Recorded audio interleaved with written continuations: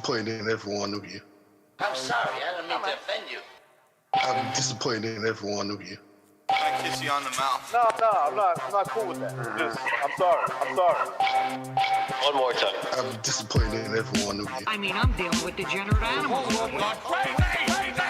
I'm disappointed in every one of you. Disappointed in every one of you. All right, come on. Honestly, I can't do it no more. I'm disappointed in every one of you. Let me tell you why. It's gonna be all right, Nicky. Go ahead, shoot. He just killed a fucking man.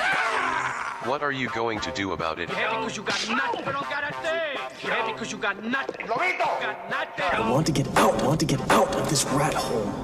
I want to get online. I need BDA boxing.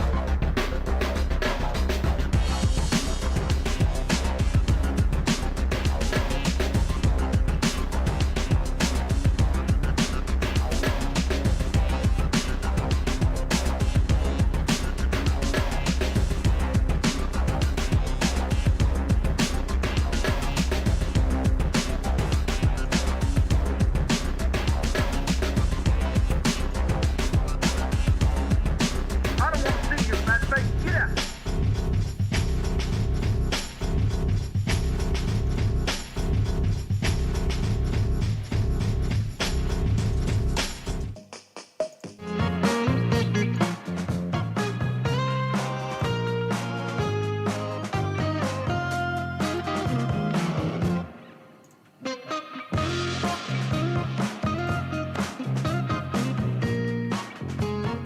All right.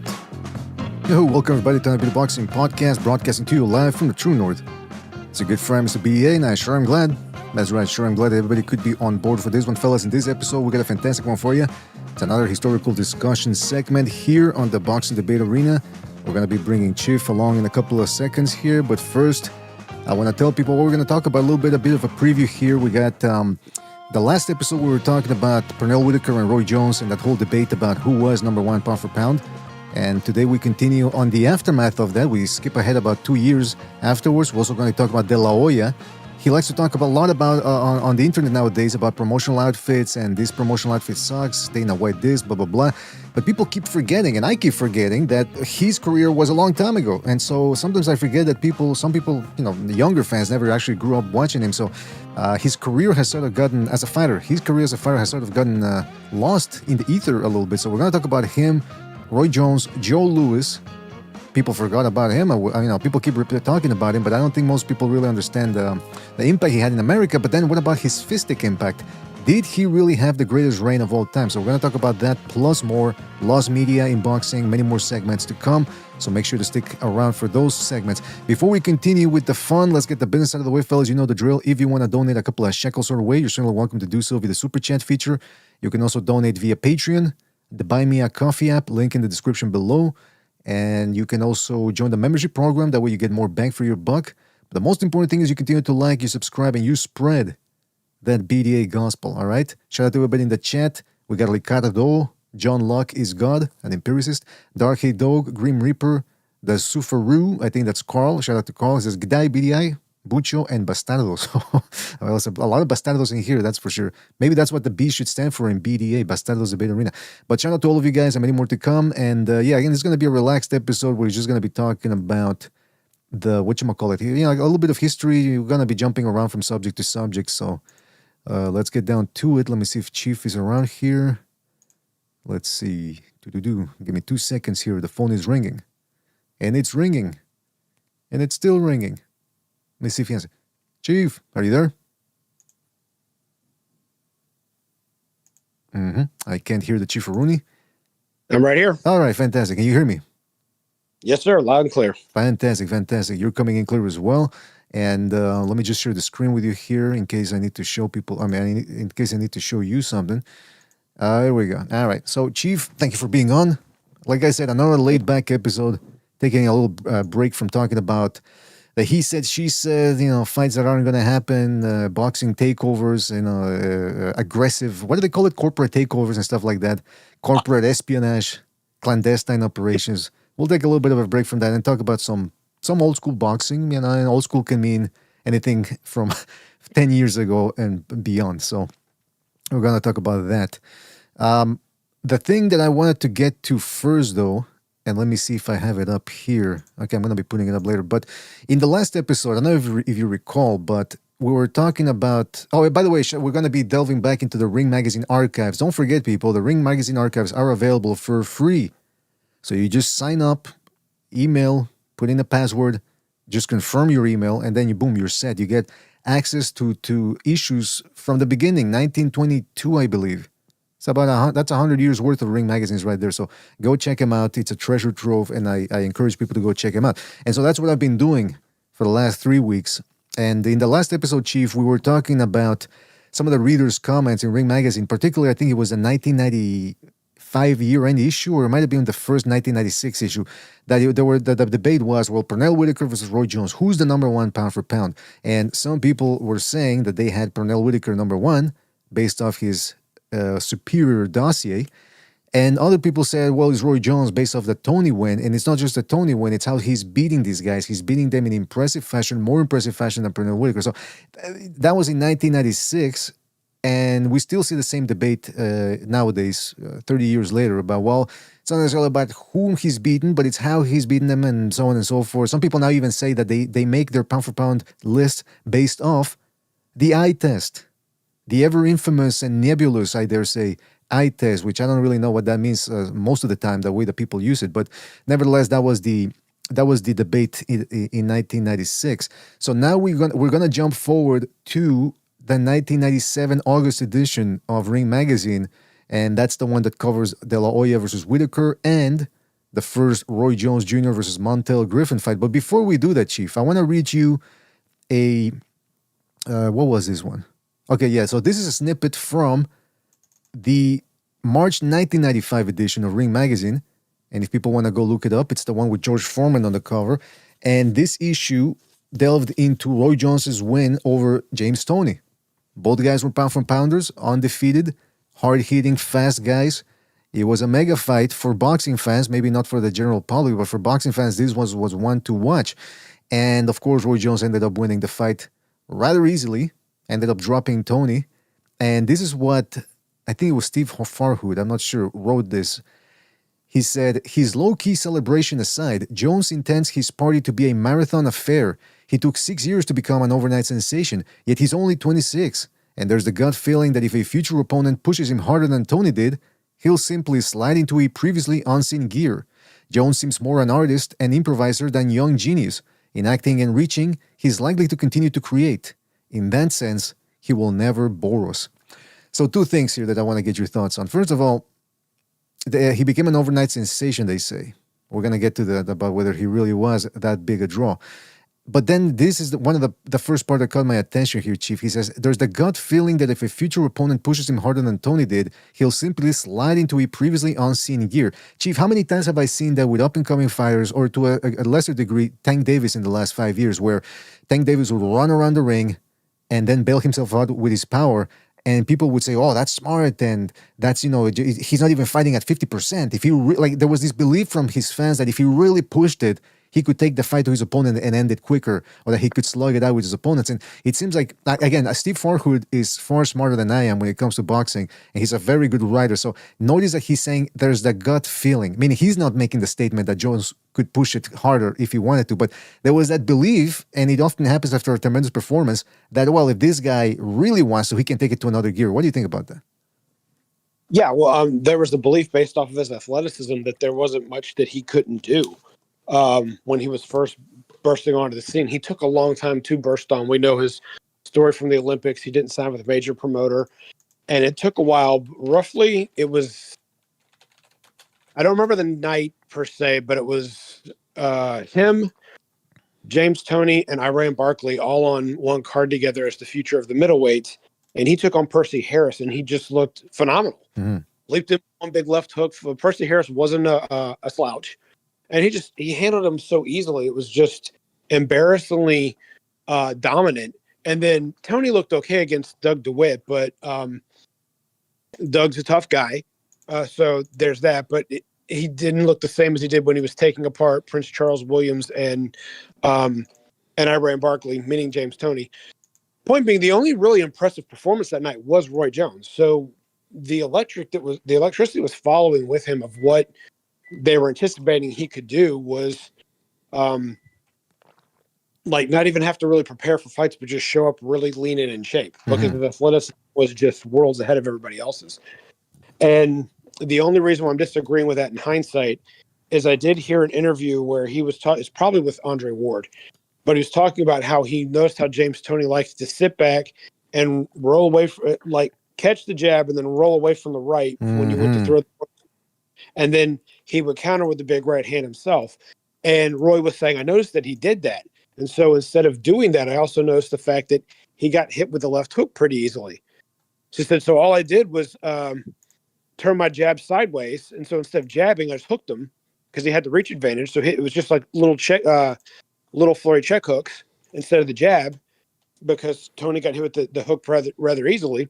But there's one particular time when Jones was going to throw the 1-2 and Tony was cocked, ready to go. And mid-combination, Jones saw the fact that Tony was rolling back from the jab, and he pulled the right hand. He still threw it, but instead of turning into it, he just stuck his arm out and then stayed back. Right. So when Tony launched the right hand, nothing happened. So of all the times I've ever noticed Roy doing anything, the one time after I heard him say that, I went back and watched the fight. He definitely studied and prepared for James Toney. He didn't just go in and wing it from athleticism. He had a game plan that he stuck to, and he stuck to it all night.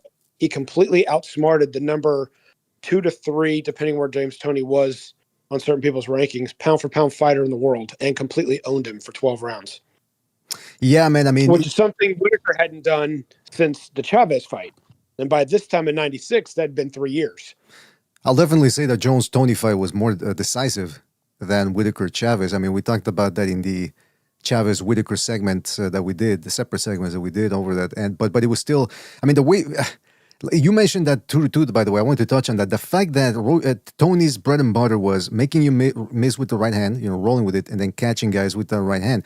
Jones was so fast, he was throwing the right hand pretty hard, and he would be off balance or off tilt a little bit, off kilter, and yet he would still block or avoid that counter right hand, and he did it throughout the night most of the time. The only punch that I can really remember, and I think he mentions it here, Farr who did, I forget now, okay, maybe I don't have it here, but I remember in the write-down that he wrote, the synopsis of the fight, there was a point in which Tony caught him with a left hook and sort of staggered him, but then Richard Steele, the referee, stopped the fight thinking that the round had ended. Meanwhile, there was 10 seconds left. And I think that's the part where Larry Merchant was really incensed. Like, what is he's doing? What is the ref doing? Like, he was really shocked.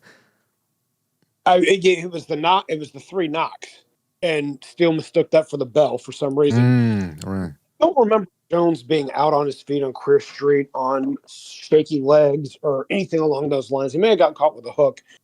I never remember him being in anywhere near more than slightly stunned in that entire fight. I just don't think Tony had his timing down. Now, as it turns out later, we found out that Tony had a nervous breakdown before training. That's when he went off on Jackie Callan right afterwards. Right. Was up to 180-something pounds 2 weeks before the fight and had to sweat his way down. And then he was back to 180 the night of the fight. Now, to you guys today, that doesn't seem unusual because people are sweating down from 165 to weigh in at 135. They weren't doing that a lot in the 90s.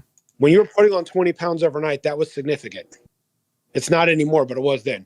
So Tony was not in the best shape. And when I went back to also watch this, not only was I watching the way Jones lived up to what he said, that he did study, But after about the 5th round, Tony was literally just jab right hand, couple jabs right hand. There was no hooks. There were no traps. He didn't sit against the ropes. He didn't do any. He was all on offense.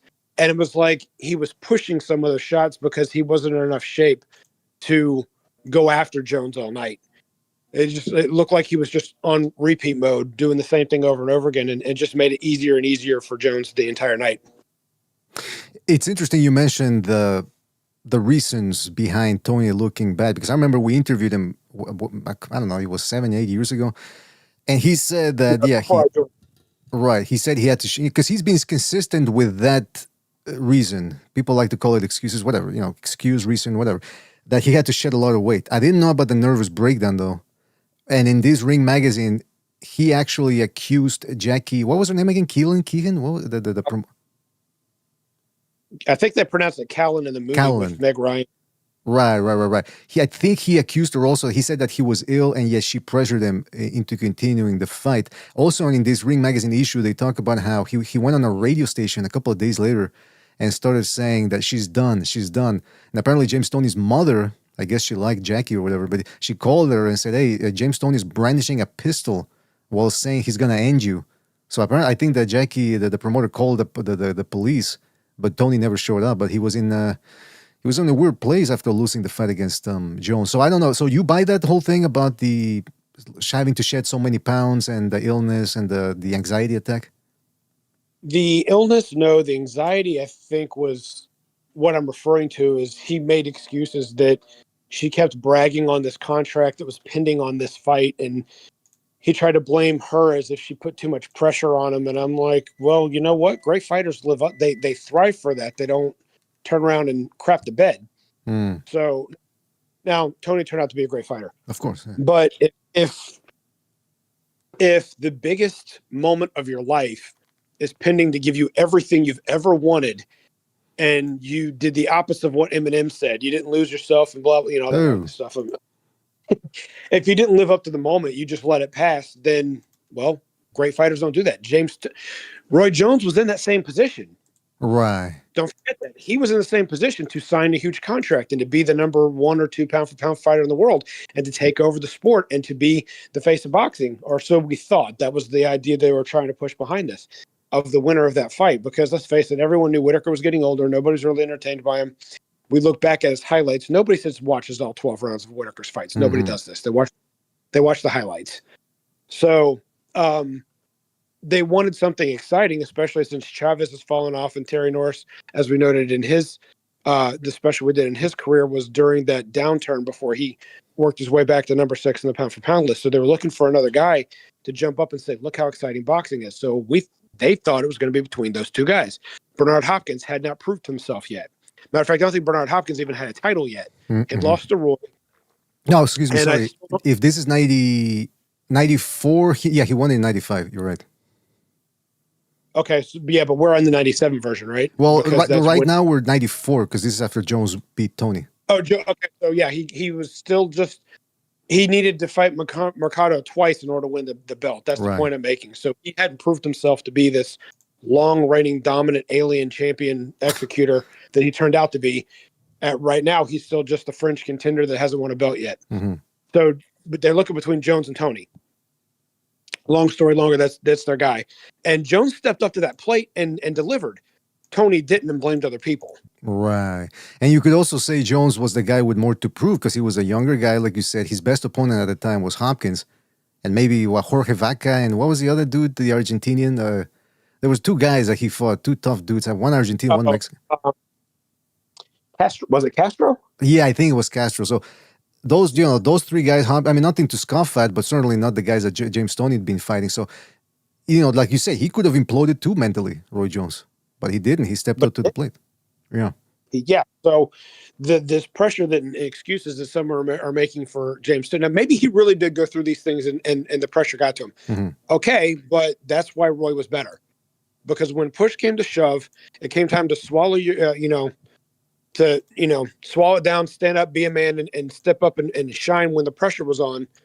That's what Jones did, and that's why we celebrate these people. We celebrate Tom Brady for playing in a playoff game after having 102-degree fever the night before. We celebrate people because they do these great things, not because they come up with an excuse saying, "Oh, I couldn't perform that night because I wasn't up to it." They played in spite of those things. Roy Jones still, I'm sure he had an ailment or two going on also. And if you talk to Roy, I'm sure he'll say his wrist was hurting like it was in the Hopkins fight. But the point is, he did show up. Mm-hmm. The pressure was on him too. More pressure was really on him because of that gold medals robbery. So everybody still expected him to be great. He was the boxer of the Olympics. He had all these accolades going for him, and everyone expected him to take off like a rocket, and he technically didn't. It took him 6 years to really get to the pinnacle of the sport. Really, unless they're overly carefully managed fighters that are really stars in the making, usually take no more than 4. We'd already had another Olympics since Roy's debacle at the Olympics, and then some before he really hit the top with the James Toney fight. So he technically had more to prove from the stature of, he wasn't just a guy that came from nowhere like James Toney did. He was touted as being a future star. So he had to show up. That's right. And he did. So And he could have crushed it. Right. And may I say that too, I believe guys don't go in there 100% all the time. And I do believe that sometimes guys get injured during a fight or before a fight and they still manage to fight on because, they don't want to let down the fans or they don't want to lose a payday, whatever. And I understand that, hey, maybe fighter A didn't defeat fighter B when fighter B was at his best. But on James Toney, speaking about James Toney, he was a guy that we know, and with multiple examples subsequently after this fight, he didn't really train as hard as he could. So sometimes when it's a case of when the boy that cried wolf. It's like, okay, well, this time was it really that? Was it really circumstances outside of your control? What was that? You mentioned other fights, but he didn't even really train hard for this fight. And let's face the other thing, and this is not to say that James Toney, I am a Toney fan of what Toney's skills are capable of doing, but he crapped the bed against Drake Diadze. He crapped the bed against Montel Griffin twice on fights that were winnable for him because some people thought that those were close enough. He might have pulled off the fight. So if it was close enough for that, then digging a little deep and trying a little harder, he might have actually pulled it off. He chose to not take those fights that seriously, and it cost him. Mm-hmm. It cost him a Jones match. It cost him title shots at 175 and other things. And it's because, like you said, he's known for not taking his career seriously all the time now.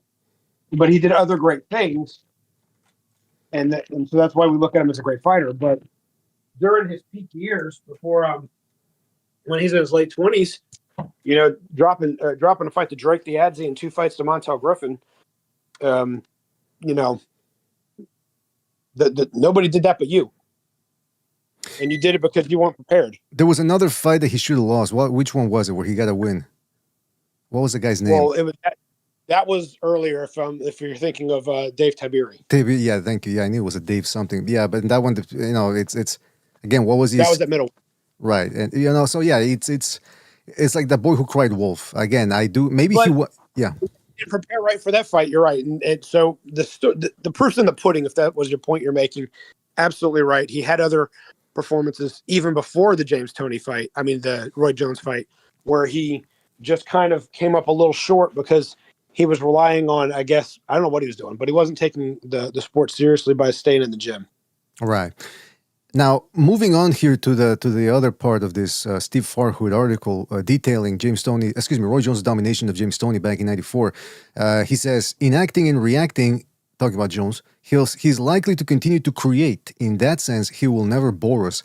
Well, that turned out to be false because he did bore us a couple of times. Yes, he was scintillating in certain spots, such as the Montel Griffin rematch or the one-punch knockout of Virgil Hill. But let's not forget, even when he would drop guys, most of the time, the build-up to that was boring. He would just not do anything, or he would dominate and not really push for the finish. And this part proved false. He wasn't exactly the most entertaining fighter out there. And then Steve Farhood continues by saying, great fighters need great opponents, or do they?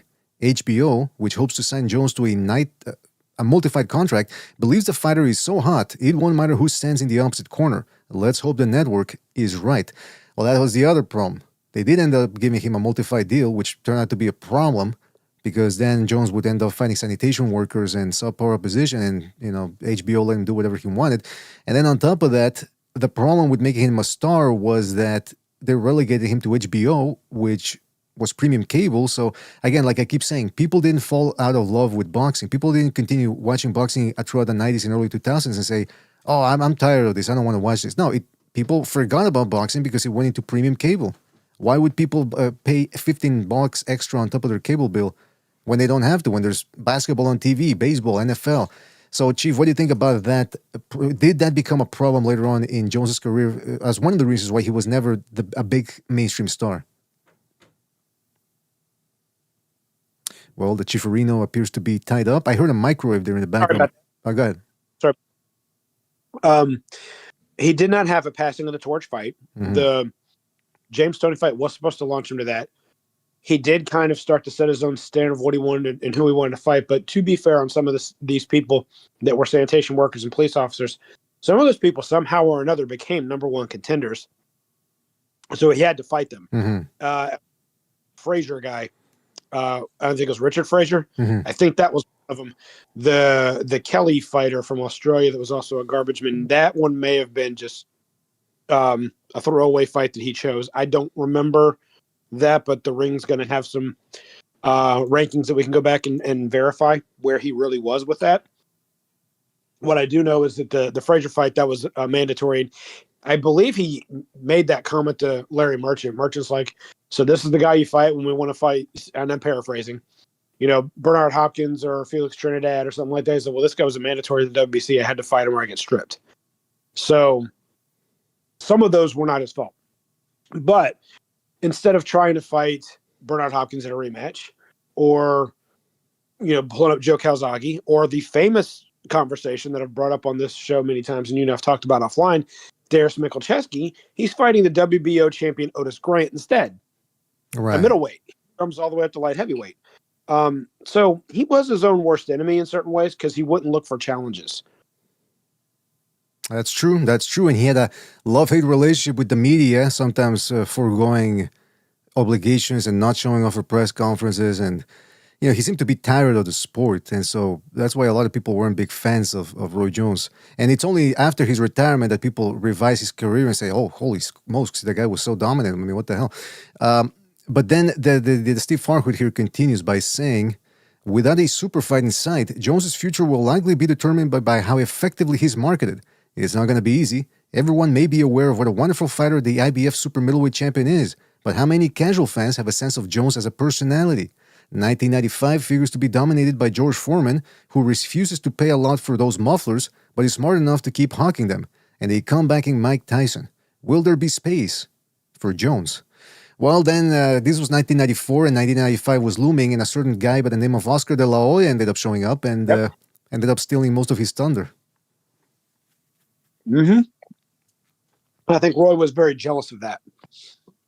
He saw the paydays that Oscar was getting. He was wondering why he wasn't getting the same. I don't know which fight it was after, but he was talking to Larry Merchant. He said, "So, when am I going to fight so-and-so when you pay me? When am I going to fight so-and-so when you pay me?" And he kept saying, "When you pay me." They needed to pay him more than what he was making. Well, he was making the largest non-heavyweight contract in boxing to date, $2.5 million a fight for 6 fights. And he could fight whoever he wanted to. Like you said, he'd fight Brian. Now, Bryant Brandon was a mandatory contender at super middleweight, but like Eric Lucas. Eric Lucas, I believe, had already lost a fight. I'm trying to remember. I think it was Fabrice Tiozzo. Maybe might have been after or before. I forget. The point was that there was. I don't remember him being a number one mandatory for the IBF. I remember him being highly ranked throughout his career in the WBC, which leads to the fact that he didn't have to fight Eric Lucas. He wanted an easy opponent after he played ball down in Florida and then having to fly up to New York. He took on Murky Sosa in a non-title fight, which turned out to be a nice little scrap for 3 rounds. I think it was stopped early. Jones would have won anyway. But there was a split second in the first round when Sosa hit him with a right hand that he didn't see coming, and you saw Jones's body shake a little bit. And the only one that noticed it was Lampley. It said that Jones was stunned for a second up against the ropes. He retaliated soon afterwards with a blistering combination. I think it actually put Sosa down. But the point was, someone was taking the fight to Jones who could punch and who could take a punch, and Jones didn't seem to like it too much, but he performed well. That was the last time he really did that, though. Like, if you really look after the Murky Sosa fight, he wasn't going out of his way to. He certainly wasn't calling out and making offers. Remember, he's his own manager and technically his own promoter with Square Ring Promotions. He was not sending offers or getting backers to send offers to Nigel Benn or Chris Eubank or Stevie Collins. So. Well, also, if you look at the 1997 edition of Ring magazines, well, we're going to get to that later, or even the 1999 one, but more particular, the 1997 version. If you look at the pound-for-pound rankings, you got Trinidad in the top 10, you got Deloy in the top 10, you got Whitaker in the top 10. They're all in the welterweight division, so 3 guys in the top 10 pound-for-pound from the same weight division. On top of that, you had Icorte, who was looming in the top 10 pound-for-pound rankings. That's a hell of a division. And that's not Roy Jones' fault. He didn't have those same type of opponents available. I mean, like you said, there were guys that he could have fought that he chose not to, so that is his fault. But how much of that was really going to light the world on fire? Whereas, like, De La Hoya was a more presentable guy. He was more exciting. He was Hispanic, and, Hispanic.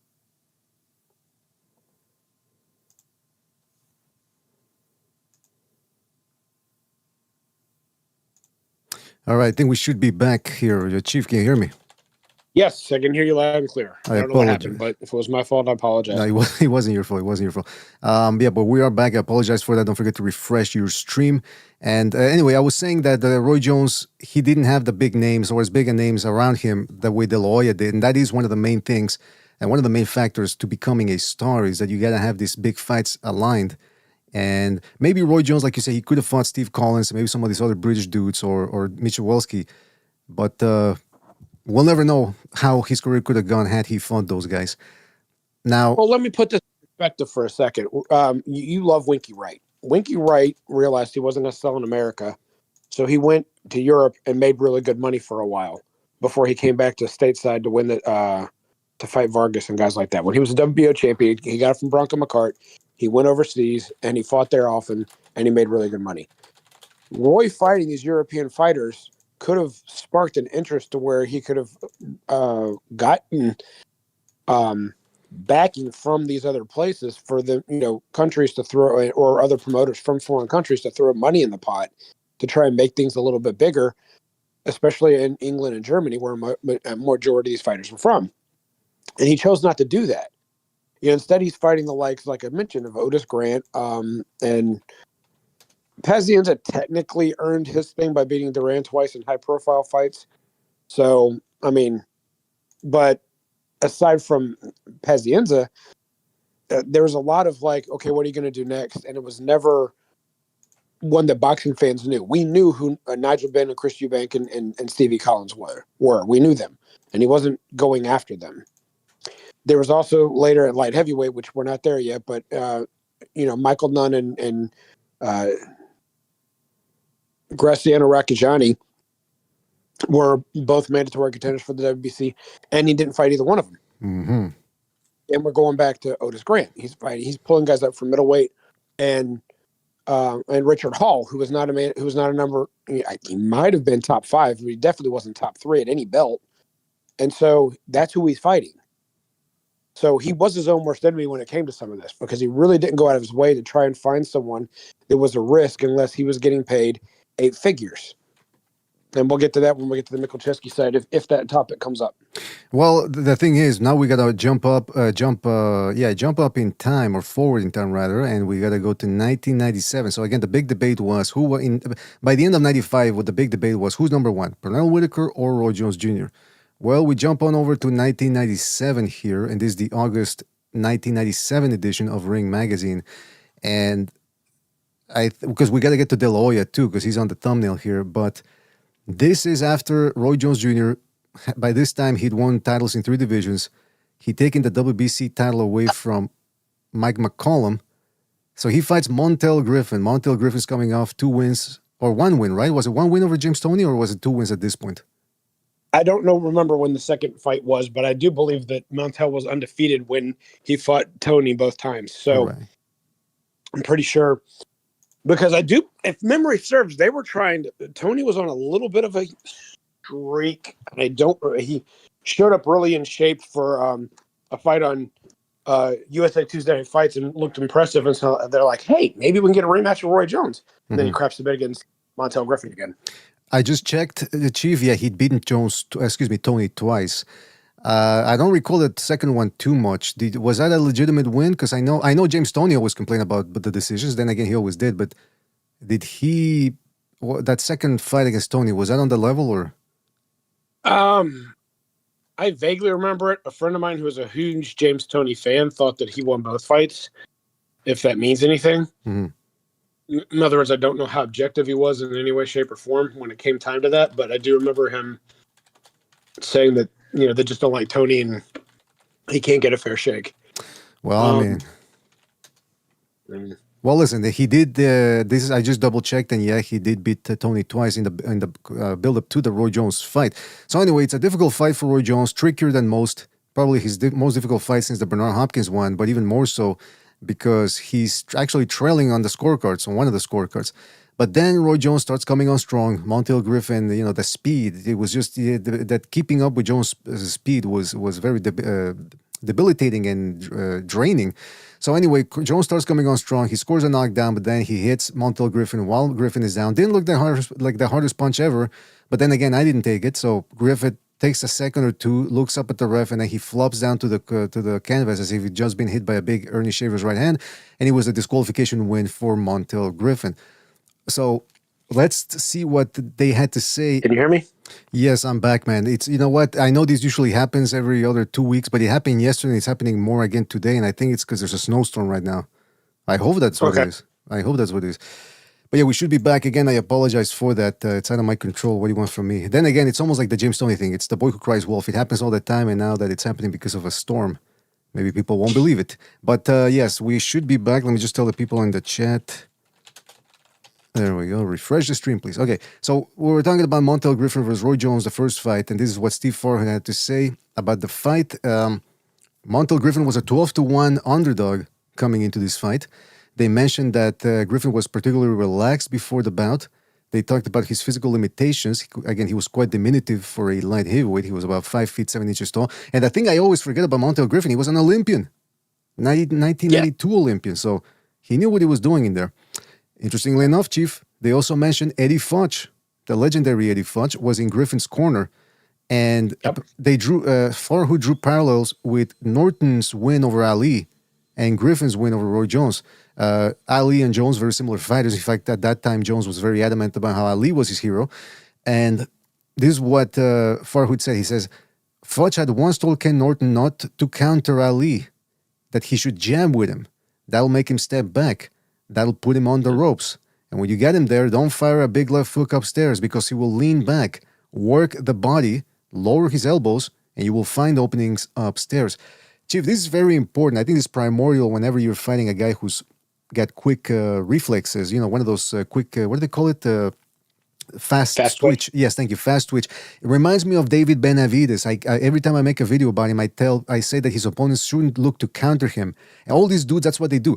Benavidez on the inside, he slaps them around, and then they go, okay, he's an inside fighter, he's a come forward fighter, so I'm going to be able to catch him after he punches. No, he blocks shots incredibly quickly, or he'll lean back. You gotta punch with him, and I know it's easier said than done, especially against a guy like Roy Jones, who punch for punch hit harder than David Benavidez, but that's really the only way to do it, because if you just look to counter him over his jab or his right hand, he was going to slip away, just like the James Toney fight we were talking about.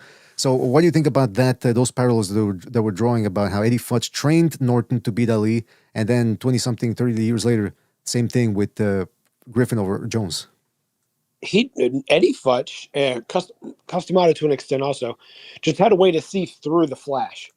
They knew the fundamentals of boxing, and they knew what neutralized things like that. And they knew how to teach their fighters timing. What have I always said? Power thrills, speed kills, but timing rules them all. So the fact that they could find a way to get the jabs. If you notice, he wasn't always jabbing to the head. He was jabbing. Montel Griffin was jabbing more to the chest. And Gil Clancy made that comment a long time ago. Is if I was going to fight Roy Jones, I'd make my fighter jab to it because the head moves, but the chest doesn't. So he was kind of throwing chest level towards the shoulders, catching the very bottom of the chin, not necessarily was going to hurt. And it was neutralizing Roy's punches. Plus, he's fighting out of a crouch. So the hook wasn't available for Roy like he wanted it to be. And Griffin also kept his right hand up pretty well.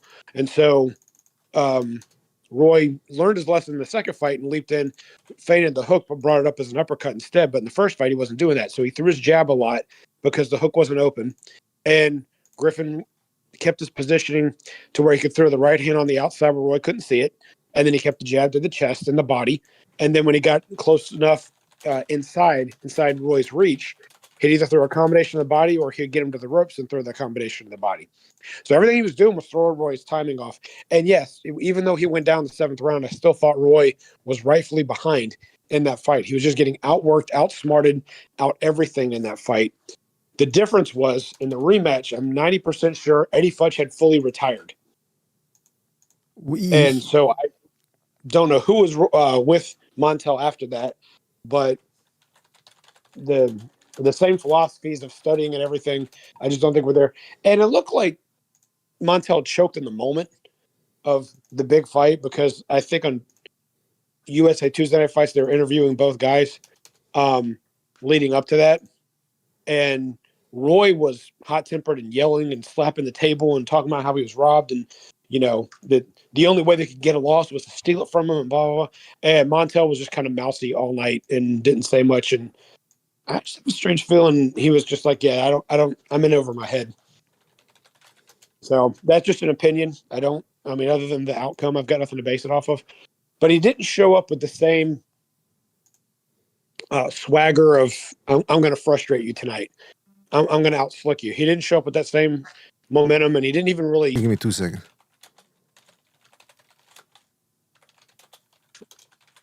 Yeah, sorry about, I know this usually happens, but it doesn't happen 3 times in the same episode, so I don't know if I should do something about this now, because it's impossible to do a show this way, that's for sure. Hold on a second. Scotia decided to send me a DM and then blocked me again already. Who? Our good friend Scotia. He's still around? Surprised. Hold on, let me just check this. Hold on. I'm gonna ask DeepSeek one of these days, or ChatGPT, how to fucking fix this connection. I actually have a possible solution, but anyway, nobody cares about this. But Chief, okay, so we were talking about that Jones Montel Griffin fight and the parallels to. You said Eddie Futch was able to see through the flash. Against a lot of fighters, he just and the proof's in the pudding. Joe Frazier and Ken Norton gave Ali his toughest fights, and Ali's supposed to be the greatest. Not saying taking away from Ali, but 2 limited guys that didn't have great hand speed. They were I don't know how short Norton was compared to Ali, but Frazier was. So in Frazier's case, short, stocky, dumpy, shorter reach, slower feet, quickness, but not hand speed. And I've said that before. Like, quickness is how quick can you get from point A to point B. Speed is how fast can you throw 6 punches. And Frazier, because he wound up so much, he was quick with his punches, but he wound up so hard that he couldn't throw like big combinations like that. They were slower. And so Ali usually picked those guys apart, especially in his prime.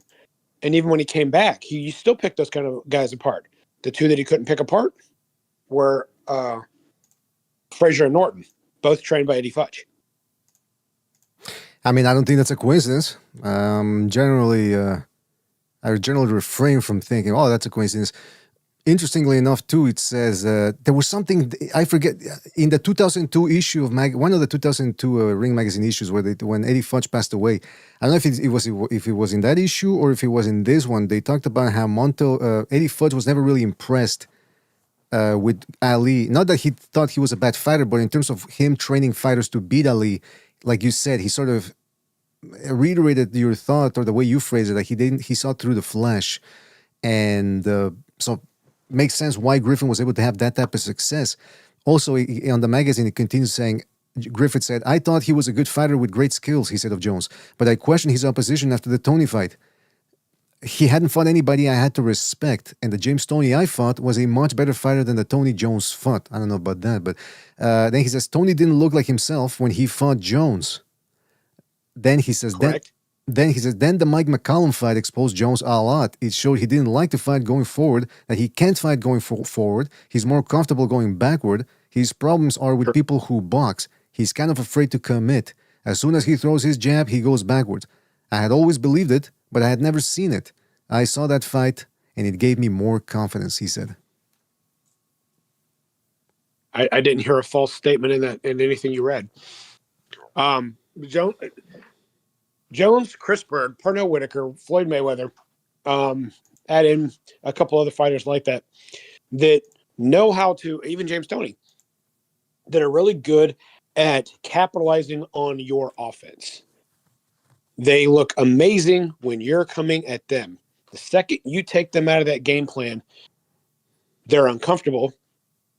And some fighters don't care about comfort. They'll put themselves in uncomfortable situations and still thrive. When Roy was finally on top, he wanted the fighters to always come to him. Mm-hmm. He didn't want to fight anybody he had to go find. Which personally is the reason why I think he didn't want to rematch Bernard Hopkins right away, because he'd been watching and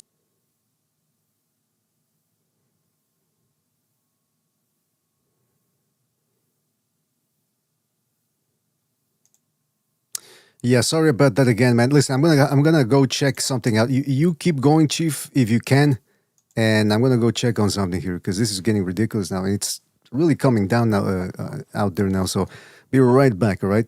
Again, I apologize for the connection issues, but yeah, you keep on going about Roy Jones if you wanted to. Or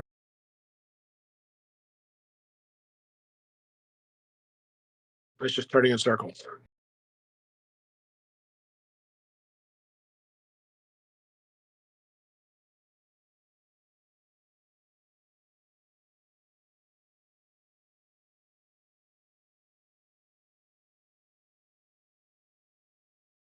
Roy Jones, if you wanted to.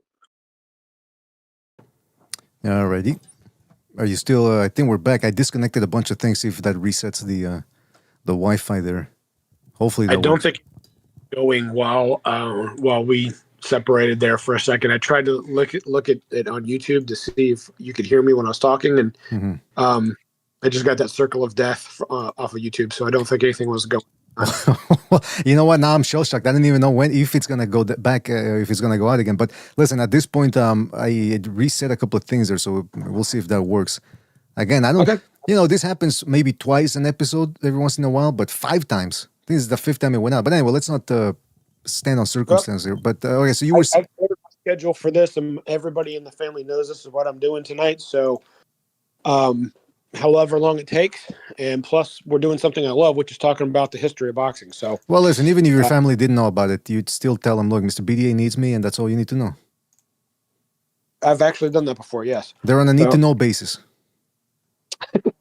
I have done that when you haven't had any other panelists before. I'm like, sorry, honey, I can't do this right now. I can't leave him on the show by himself. Well, that's the way it should be. All right, so yeah, so you were saying Roy Jones didn't really excel against long-range boxers, people that made him commit. Yeah, exactly. And well, I mean, look at you could say he's washed by this time, but look at Tarver. I know that he'll have to lose a bunch of muscle, and he was past his best days and everything else like that. Tarver was not a spring chicken. They're the same age. That's Tarver right. actually had an amateur career than Roy, which when you start to get into your mid to late 30s, that's when it starts to catch up to you. And if you really look at what Tarver did afterwards, aside from his success with Roy, he split a fight with I can't remember his name now. You're talking about the Eric Harding? Well, that too, but no, before Eric Harding, the one after that, the one they fought fight of the year twice. The guy, Glenn Johnson. Glenn Johnson, thank you. So, well, the G was in my head, and I was about to say Griffin over and over again because we're just talking. Knew it wasn't Griffin. All right, Johnson. He split fights with Glenn Johnson, and then what did Tarver even amount to after that? Not much. He had hot and cold, up and down for the rest of his career after that. So he wasn't even a spring chicken, and at the best of his abilities either. And so He just happened to have a little bit more in the tank than Roy. So the point is, it's a faded Roy, but it's not exactly a peak and prime Tarver, and he struggles three times with Tarver. Loses 2, and arguably should have lost the first one. Some people thought he should have. I think that he might have edged it out, but the point is that range, the southpaw stance, the combinations, and the fact that Tarver was making Roy do some of the work in the middle of the ring was not comfortable for him. The way I look at it, we're getting far away here from the original subject matter, but I mean, it's Roy Jones. No, it's all right. No, I'm just saying we go from one point to the other. That's what happens in these shows. But you're right, though. I mean, the first Tarver fight, and I was rooting for Tarver, not necessarily because I dislike Roy Jones, but it was just because he'd been so dominant. You sort of wanted the underdog. That's what happens with sports fans. Once you see the underdog start rising, you start thinking, oh, is he going to be able to pull off? That's why I was sort of rooting for him. And even though I was rooting for him to take to score the upset, I walked away from that fight feeling he kind of let it slip away from his fingers in those middle rounds. And that's a testament to Roy Jones, the fact that he made the adjustments. And even though he was weight drained, he still managed to beat Tarver. But you're right, though. He still, whichever way you want to paint it, Tarver still gave him trouble. To a certain degree, Eric Harding did as well, although I recently rewatched that fight. When I say recently, I mean 6 months ago. But I watched and I said, hey, I didn't see Harding giving him that much trouble as people made it out to be at the time. So, but he still didn't look as good as he did against other fighters. So your point still stands. And Montel Griffin ended up, like we said, he got that win. Well, okay, so let's jump to the readers' comments here, the readers' letters from Ring Magazine. And I don't know, like I said, if you remember that the debate in 1995 or the end of 95 was who's number one pound for pound, Whitaker or Roy Jones. Well, here's what one of the readers had to say. This was Bill Spence from Muncie, Indiana. Is it Muncie or Muncie? Anyway, he says, my advice to anyone who fights Roy Jones, the first good punch he lands, fall down and cover the back of your head. Don't worry. Jones will continue to hit you, prompting the referee to disqualify him. Bingo, you win. The best fighter pound for pound in the world? Give me a break. So if I understand this guy's argument correctly, was Roy Jones lost composure, therefore he's not the number one pound for pound in the world. Again, I have to sort of try to make sense of what he's saying, because he was sort of it seems like he was being farcical there a little bit. But if I were his lawyer, and I'm going to debate the point, even though I don't believe it, but just as a thought exercise here, I guess you could argue that, well, Roy Jones did lose his composure, and one of the main tenets of being a pound-for-pound fighter is being consistent in performances, and that means being strong-headed, and Jones failed to do that, therefore, he does not deserve to be the number one pound-for-pound fighter in the world. What do you think about that argument there, Chief? Well, I mean, it's a fair situation, except you could say that Whitaker had the same issue when he fought Wilfredo Rivera. I think that was in 94. 94 or 95, and so a tall, lanky guy threw him out of his game, and Whitaker, he didn't go low, and, well, he went low a lot. Let me rephrase. He didn't intentionally foul his way out of it out of frustration, which is what most people perceived happened with Roy. Roy, he tapped him on the back of the head with the right hand. You said that he kind of didn't hit him that hard with the right. You're correct. But what was Roy's money punch? It was a left hook.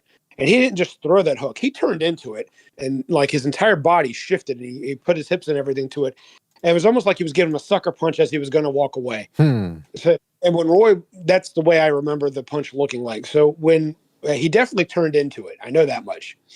Now, whether it was going to be like a quick, a big shot, and then he was going to walk in the corner like, hey, look what I did, remains to be seen, because the ref stepped in soon afterwards and took control, even though he didn't have control at that moment. Roy had over 100-something amateur fights. He had over 40 pro fights. To say the fact he didn't know what Griffin was going to do when he went down and took that knee, and he didn't know what to do or how to respond, I mean, the writers may have a point. I mean, if Roy is literally saying, I didn't know what to do when the fighter took a knee, after all that boxing experience he's had his entire life, and he didn't know, okay, that's a knockdown, let me go to the neutral corner. Instead, I'm going to tap him with the right hand and hit him with a left hook while he's on the ground, and I saw his knee on the canvas. I mean, come on, man. Yeah, he pulled a Terry Norris. Terry Norris made the same mistake, 4 times or something like that in his career. But Like you said, Roy Jones, he was nothing short of frustration that seemed to get the best of him in there. And like you said, he blamed the referee. He's saying, well, the referee took his sweet time in getting between us. But I'm thinking, but you see the guys taking it. I understand adrenaline and all that flowing while you're in the ring. You're literally fighting another man. You're in a fist fight with another man. But how many guys don't hit another fighter when they're down? You know what I mean? So that's not an excuse. The whole thing about Well, there's yeah. about the not hit fighter. Mm-hmm. It's in between rounds, after the bell, and when they're on the ground. Exactly. Not allowed to hit them. And for Jones to say that he didn't know what to do, paraphrasing, because he didn't really say I didn't know what to do. It was more along the lines of he didn't know what Griffin's plan was doing in doing that. Well, you back up. Exactly. Yeah. Well, check this out. You give yourself punching room, but you're out of the way from being caught with a counterpunch. And with Roy's reflexes, he could have backed up on any individual angle to where he wouldn't have been hit, and he could have evaluated the situation. Instead, he lost his temper. And you can take adrenaline, everything all you want to. I'll finish that point. You're supposed to be focused and knowing what you're doing, especially when you're the best fighter pound for pound. And he did not know what to do. His own words. Yeah, but Chief, is it possible maybe, again, Roy Jones, one of his best weapons was his reflexes. Maybe his reflexes just kicked in before the referee could intervene. That's how fast he was. Those punches weren't that fast. I know. He took a knee and he's watched and he slapped him with the right hand in the back of the head. And then he kind of, it was like almost a second and a half, and they turned straight into that hook. And I mean, come on. Yeah, I was trying to play his lawyer. I was trying to be his what was his name? Eddie Cock. No, what was the guy's name? OJ's lawyer. Yeah. Well, I'll say this. I'll be his Shapiro. Yeah, that's the name of the other one. Or David, the Jewish guy. What's his name? Man, I can't believe I'm forgetting the names. I mean, boxing. There's Shapiro and there's Cochran. Johnny Cochran. Johnny Cochran. Yeah, there you go. But there was a Jewish one too who was in the Epstein argument. I'm sorry, I'm talking over you. That's all right. Anyway, yeah, listen, here's another letter from the Ring Magazine issue. This is from Jeff Steen from Seattle, Washington. He said, I just got through watching Jones Griffin, and like most people, I questioned the way the title changed hands. After 8 very strange rounds of Jones fighting like it was his pro debut, he finally put together a good combination that had Griffin on the run. Griffin voluntarily went to one knee, and yes, Jones did hit him with a grazing right and a short hook. When referee Tony Perez showed up to begin the count, Griffin looked at him and went down with no intention of getting up. Should he be champion? Hell no. He should be giving an Academy Award for the best actor in a world title fight. What he did was the act of a quitter and a coward. Maybe this was the spark Jones needed to get serious and hungry again. I wouldn't pay 1 cent to see anybody else in the light heavyweight division. Griffin versus Virgil Hill, and then he wrote a bunch of Z's. As if he's going to sleep. So that's one guy who disagreed with the way Griffin went down. Well, I mean, the fight went down to where a decision had to be made, not from the judges, and we're getting 12 straight rounds of action. And so a lot of people were upset, and rightfully so, because they wanted to see a good fight. It's Roy Jones, so they're probably anticipating a knockout. The boxing fans knew who Griffin was because of his fights with James Toney. So people were anticipating a good fight, and it actually turned out to be a little bit better than some of us anticipated because Griffin really showed up and made Jones have to work. And then right when everything started to get exciting, because Jones possibly looking like the champion, digging deep and turning the fight around, he craps the bed by not knowing how to handle the knockdown. Mm-hmm. I mean, come on. He's got all these knockouts. Usually the people are going down anyway. So exactly. If he doesn't know to go to the neutral corner, that's what you're supposed to do. If the ref doesn't pick up the count, then at least you're out of dodge from getting hit with a counterpunch. Mm-hmm, mm-hmm. And the fact that he never did it afterwards, ever, as far as I remember, it was a weird thing. Then there was another another letter. This one was from Melvin Sims from Brooklyn, New York. Melvin Sims. That sounds like the name of a bass player for a 1970s soul group. Anyway, he says, Jones must fight that ring robbery in a court of law. That blotch just cannot remain on his illustrious record. It must be erased no matter what it takes.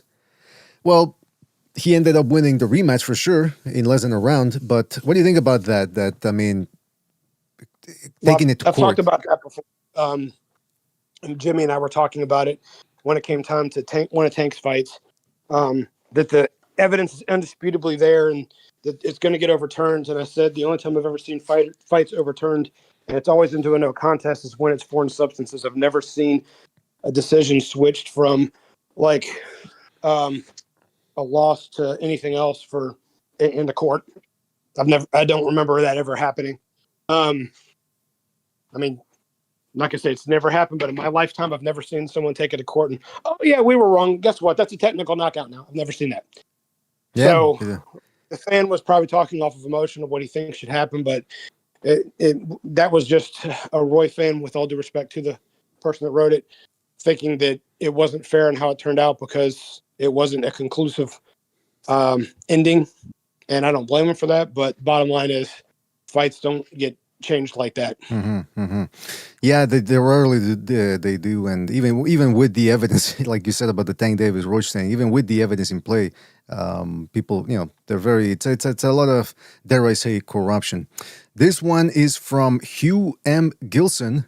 When I saw that word, the first name Hugh, I thought there was going to be a dirty thing going on afterwards. But no, it's Hugh M. Gilson, and I think hopefully he does. 29 years later, sounds like a guy who could be listening to this show. He said, "Windy City Stinkers. I was one of the fans unfortunate enough to have watched the Michael Moore versus Von Bean title fight on Showtime. It was a travesty.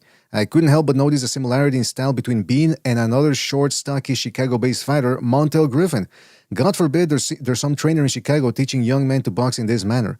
Watching Bean and Griffin refusing to lead, running and holding, stabbing and grabbing is so boring. It's annoying. Why Nevada judges favor this sort of safety-first, pity-pat style is beyond me. One judge had been even on points against Moore, and Griffin has twice decision James Toney. I don't blame the fighters. They're only doing what they were taught. But if we fans don't hold the networks and promoters accountable for using these young producers, we have no one to blame but ourselves. Anyone who pays good American money to watch guys like Griffin and Bean should have had their heads kindled." So there you go, Chief. Wow. What do you think about that? I remember Von Bean giving Evander Holyfield. Wait a minute, what happened first? The Moore fight happened first. The Moore fight happened. Okay, so apparently people didn't learn their lesson because they put him in with Evander Holyfield for a title fight. But Bean was a spoiler. That's his beaten. Possibly C-class fighters. I've never really examined his career, but guys like him usually don't beat a lot of prospects and contenders up the way. They make a name for themselves based off their record, and they have a fight that puts them on the map somewhere. And this one put Bean on the map for being a difficult opponent. But that's all he was. He was a difficult opponent. There's nothing more than that. I don't remember who trained him, but I'm 90% sure it was not Eddie Futch. And what I do know is it was the Michael Moore coming off the George Foreman loss. And so we know Michael Moore had a hard time after left light heavyweight staying motivated. So taking on a little portly guy probably didn't motivate him to really try and put on an excellent performance. And he underperformed. That's what it was. Mm-hmm. Griffin, on the other hand, followed an excellent game plan from the greatest trainer of that generation. There's the difference. That's a good way of putting it. But then again, see, it's interesting how things stay the same. And this dude was complaining about that style back then in 1997, and it's only gotten worse to the point where jabbing and clutching is called a brilliant display of boxing by ESPN as it pertains to the Devin Haney versus Brian Norman Jr. fight. They call that brilliant boxing. They put the guy number 10 in the pound-for-pound list for doing that. And then, ironically enough, a couple of weeks later, we see Jake Paul pulling off the same techniques against Anthony Joshua, a guy who's a better boxer than him, a guy who's a bigger one, taller one, all the advantages, and yet Jake Paul, a boxing novice, was able to make him look bad simply by not trying to fight and running around the ring and clinching. So that should tell you all you need to know about how low talent those tactics are. Anybody can pull them off. Now, I wanted Jake Paul does all level of athleticism to give him to be a fair, and this is in no way, shape, or form me being a Jake Paul fan, but enough athleticism to where, and he's been in the ring with people and trainers to give him advice of what to do. And Joshua was carrying him. Let's face it. I don't know about that. I mean, the reason why he was able to do that, he might have had to work hard for the knockout when he had the distance. But in between that, when he was trying to pace him and set him up for that really big shot, he wasn't really sticking that jab and pushing the issue and forcing everything on Jake Paul. He was letting it go a little bit and feeling him out, letting him do what he wanted to do until he finally had enough. And when he finally did have enough, pulled the trigger, and look what happened. Yeah, maybe. I mean, I did see certain spots in which Joshua was really missing with some big wide shots. So I think he was trying to take him out of there. But it's just, again, I contend that type of style, the running, not trying, eluding and evading action, any type of action at every whim, and then clinching, that'll frustrate anybody. That'll make most people look bad. And that's why I say when you got guys like Devin Haney who've been boxing since they were young, and they're athletic, and then on top of that, they know how to work better than the Jake Paul in terms of boxing, they're going to thrive with that style, especially if the media and fans let that style slide. But then if you call it out, then you don't know about boxing, and then you get accused of racism, and it's a whole type of discourse. This is why I like doing this type of shows, because we don't have to get into that. One thing we do have to get into, Chief, again, we had De La Hoya on the thumbnail here. We got to get to him. On this same issue, they covered the big mega fight between Oscar De La Hoya and the WBC welterweight champion Pernell Whitaker. So again, we were talking about how Roy Jones versus Pernell Whitaker, that was a big pound-for-pound debate at the end of 95. We're switching on over to 97. So Roy Jones loses by disqualification to Montel Griffin, and in this one, De La Hoya beats Whitaker by unanimous decision in a welterweight showdown. De La Hoya was coming up in weight after having won straps, I'm going to call them straps, at 130, 135, and 140. He already had some sensational wins, and Whitaker just became one of them. However, the controversy was, well, not necessarily that De La Hoya won, but the scorecards, and we're going to get to that. But again, Steve Farhood wrote about this, and this is an interesting thing, Chief. It says that fans demanded a rematch, and I think we're going to get to the readers' letters next episode, because I don't have him here with me. That's from another issue, Ring Magazine. But Steve Farhood essentially wrote that the fans and the media demanded a rematch because it was a close fight that demanded one. Unfortunately, and I think Bob Arum had even mentioned this before the fight, De La Hoya's next 3 fights were already mapped out. He was set to fight David Kamau, Hector Camacho, and then Carpentier. And yes, indeed, those fights ended up happening. I forget if it was a Wilfredo Rivera fight. Was that in 98 or 97? I'm going to have to check that. Oh, good question. Keep going while I look that one up, and then when you need me to comment, I'll jump in. But I'm going to pull up Boxrec real quick. Okay.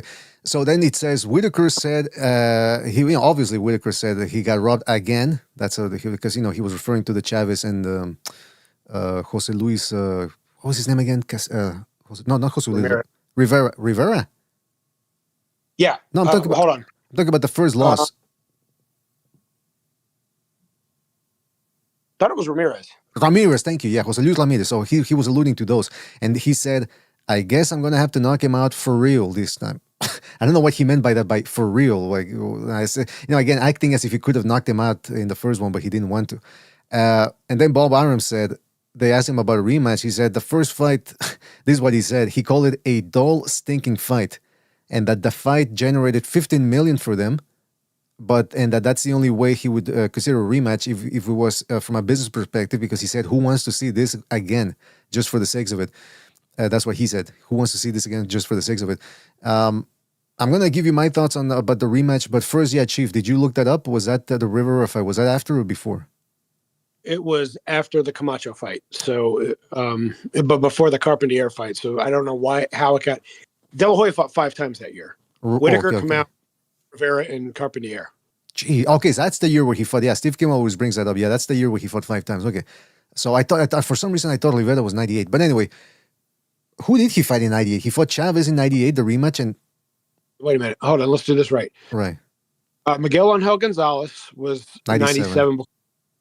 Then Whitaker, Camacho, Rivera, Carpentier was 98, just before the rematch of Chavez. So you're right. So he only fought twice in 98? Yes. Whoa, okay. Interesting. That's a momentum loser right there. Maybe he was tired from fighting 5 times in 97. I don't know. But but there was a lot of work trying to put together fights with either Corte, Trinidad, or whoever was going to get in the ring. And there weren't a lot of people really and don't forget that Corte had his situation of dropping the WBA because he took too long off while they were doing the negotiations. And that fight took a long time to negotiate. I don't know, but I think Corte was with the Duvas at the time, so that's all I know. Mm-hmm. So that one took a long time to negotiate, and that could have been one of the reasons why. Okay, that makes sense. And then I want to get to something else about that as well. But In terms of the fight, it was a very close fight. It was a highly tactical affair. At the time, it didn't live up to the hype because there was a lot of hype behind it. Scorecards, this is where it gets tricky here. And actually, let me go. A lot of people, were, like I said, they were demanding a rematch. Steve Farhood was calling for one. And one of the big arguments was for why De La Hoya should give him a rematch was because Pernell Whitaker chose to give him a title shot when De La Hoya didn't deserve one. Again, this was before the whole franchise and WBC rules were. I forget which rule they have now that if you're a WBC champ at one division and then you jump up to another one, you can get an immediate title shot. Or maybe I'm confused. I don't pay attention to the sanctioning bodies anymore because all the BS they come up with. But then Farhood said this, interestingly enough. He says, yes, Whitaker chose to give him a title shot willingly, but then he says the $6 million payday probably had something to do with it because, again, De La Hoya was the face of boxing at this time. So it wasn't maybe so much about honor from Whitaker's perspective as much as it was a $6 million payday.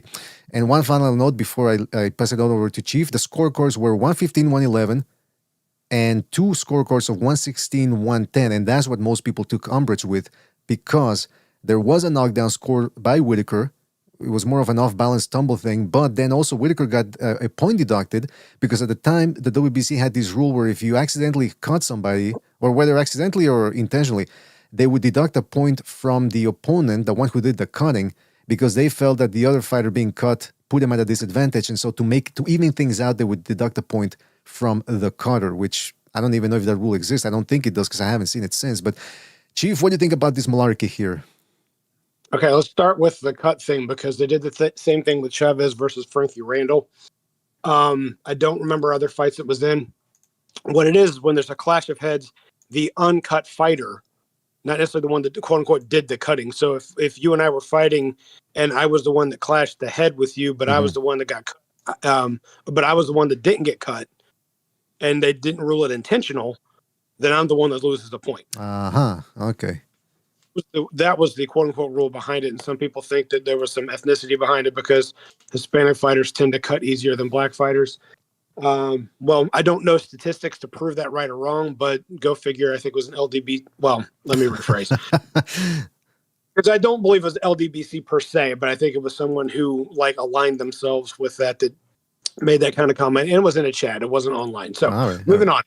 So Whitaker made De La Hoya look bad. That was the claim to fame. I still remember when I watched the fight and everyone was like, oh, that was such a robbery. I'm like, what fight were you watching? Mm-hmm. Well, I mean, yeah, Whitaker made him look bad. I get that. And De La Hoya was supposed to knock him out, and he didn't. Got it. But the only fighter that was bruised was Whitaker around I believe it was the left eye. It was one of the eyes, I remember, yeah. The only person that was ever staggered or stunned on crazy. Now, Whitaker would overplay it sometimes, but the only person that was actually stunned and the legs buckled was Whitaker. The knockdown, De La Hoya was in between switching from left to right. Whitaker held him with one hand, and he threw a double left. And the first one was, the way I describe it sounds like it was dirty, but it wasn't intentional like this. He threw a double left, and he basically cuffed him with his forearm with the first shot, and then shortened it in with the second one, caught him on the chin, while De La Hoya was in between stances. And when De La Hoya went to catch himself with his left foot, he tripped over Whitaker's and put his glove down. That's literally what happened. The above angle showed the fact that when he went to try and adjust himself after getting caught with that left while being held, by the way, that his left foot hit Whitaker's lead foot, and then he had no balance. So so the feet are what caused the knockdown. He was already in a crouch and already switching. Everything was off. I'm not going to say he wasn't stunned, but what caused him to put his glove down was the fact that one of his feet tripped over Whitaker's foot. Mm-hmm. Be that as it may, it was called a knockdown. It was a BS knockdown, but the referee. So yeah. I mean, it was one of those things where people got too. It happens. It's about there was a lot of clinching too in there. A lot of Whitaker grabbing with one arm and with the right arm particularly, and digging with the left. At least he was punching while clinching. It wasn't just him hugging his opponent with both arms. But nevertheless, it was an uneventful fight. Possibly the most entertaining aspect of it was hearing Jim Lampley sort of favoring De La Hoya more, everything he was doing, whereas Roy Jones was favoring Whitaker and Merchant was a little bit more on Jones's side, trying to even things out from Lampley. But then again, that's the big thing in Ring Magazine. In this write-up, they talk about how Whitaker landed more jabs, but De La Hoya landed the flashier shots upstairs, and then on top of that, the crowd was on his side, so that may have swayed the judges. Also, a lot of talk about how De La Hoya at this point was the golden goose, and therefore good for the Nevada, Las Vegas economy. So maybe they wanted to keep him around longer. Although I always argue that if one guy's the golden goose and he loses, well, guess what? There's a lot of money in the rematch. So sometimes a loss is not really a. I don't know if they're really equating that all the time, these judges. But of course, we know that there is such a thing as corruption. And also, the other thing I wanted to say about this one, Chief, was that apparently they made a lot of money.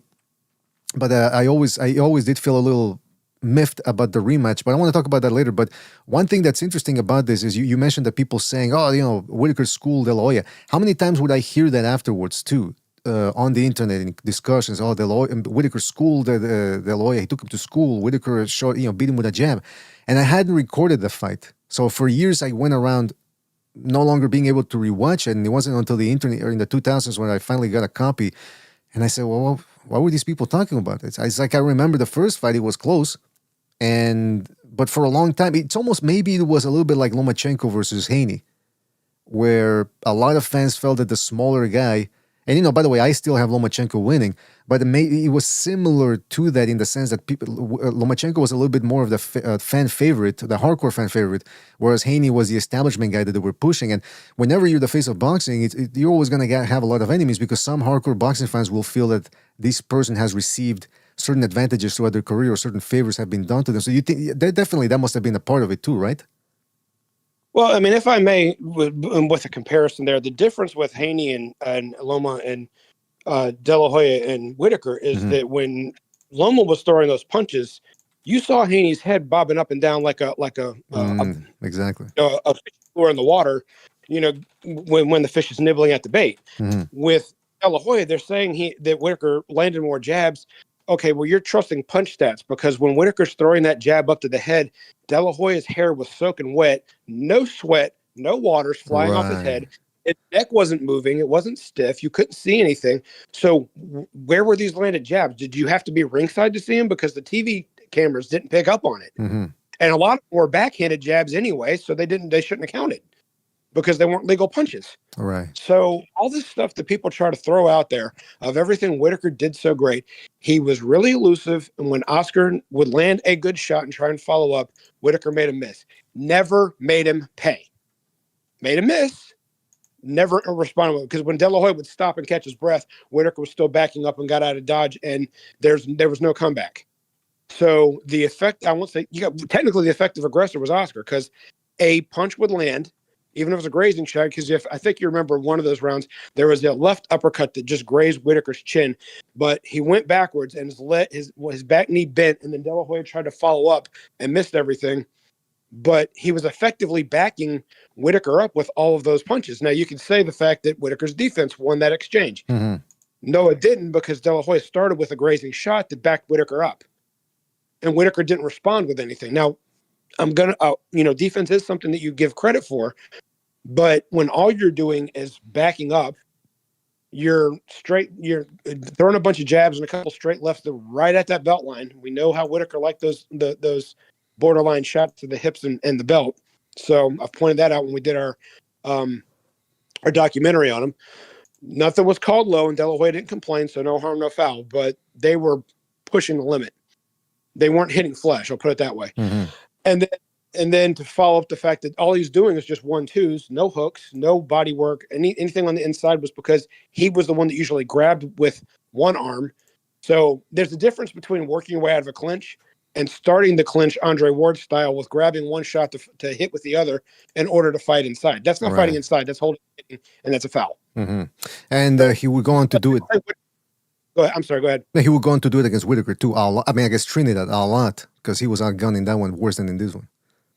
Yeah, and there's excuses people make for Whitaker on that, and they're not invalid.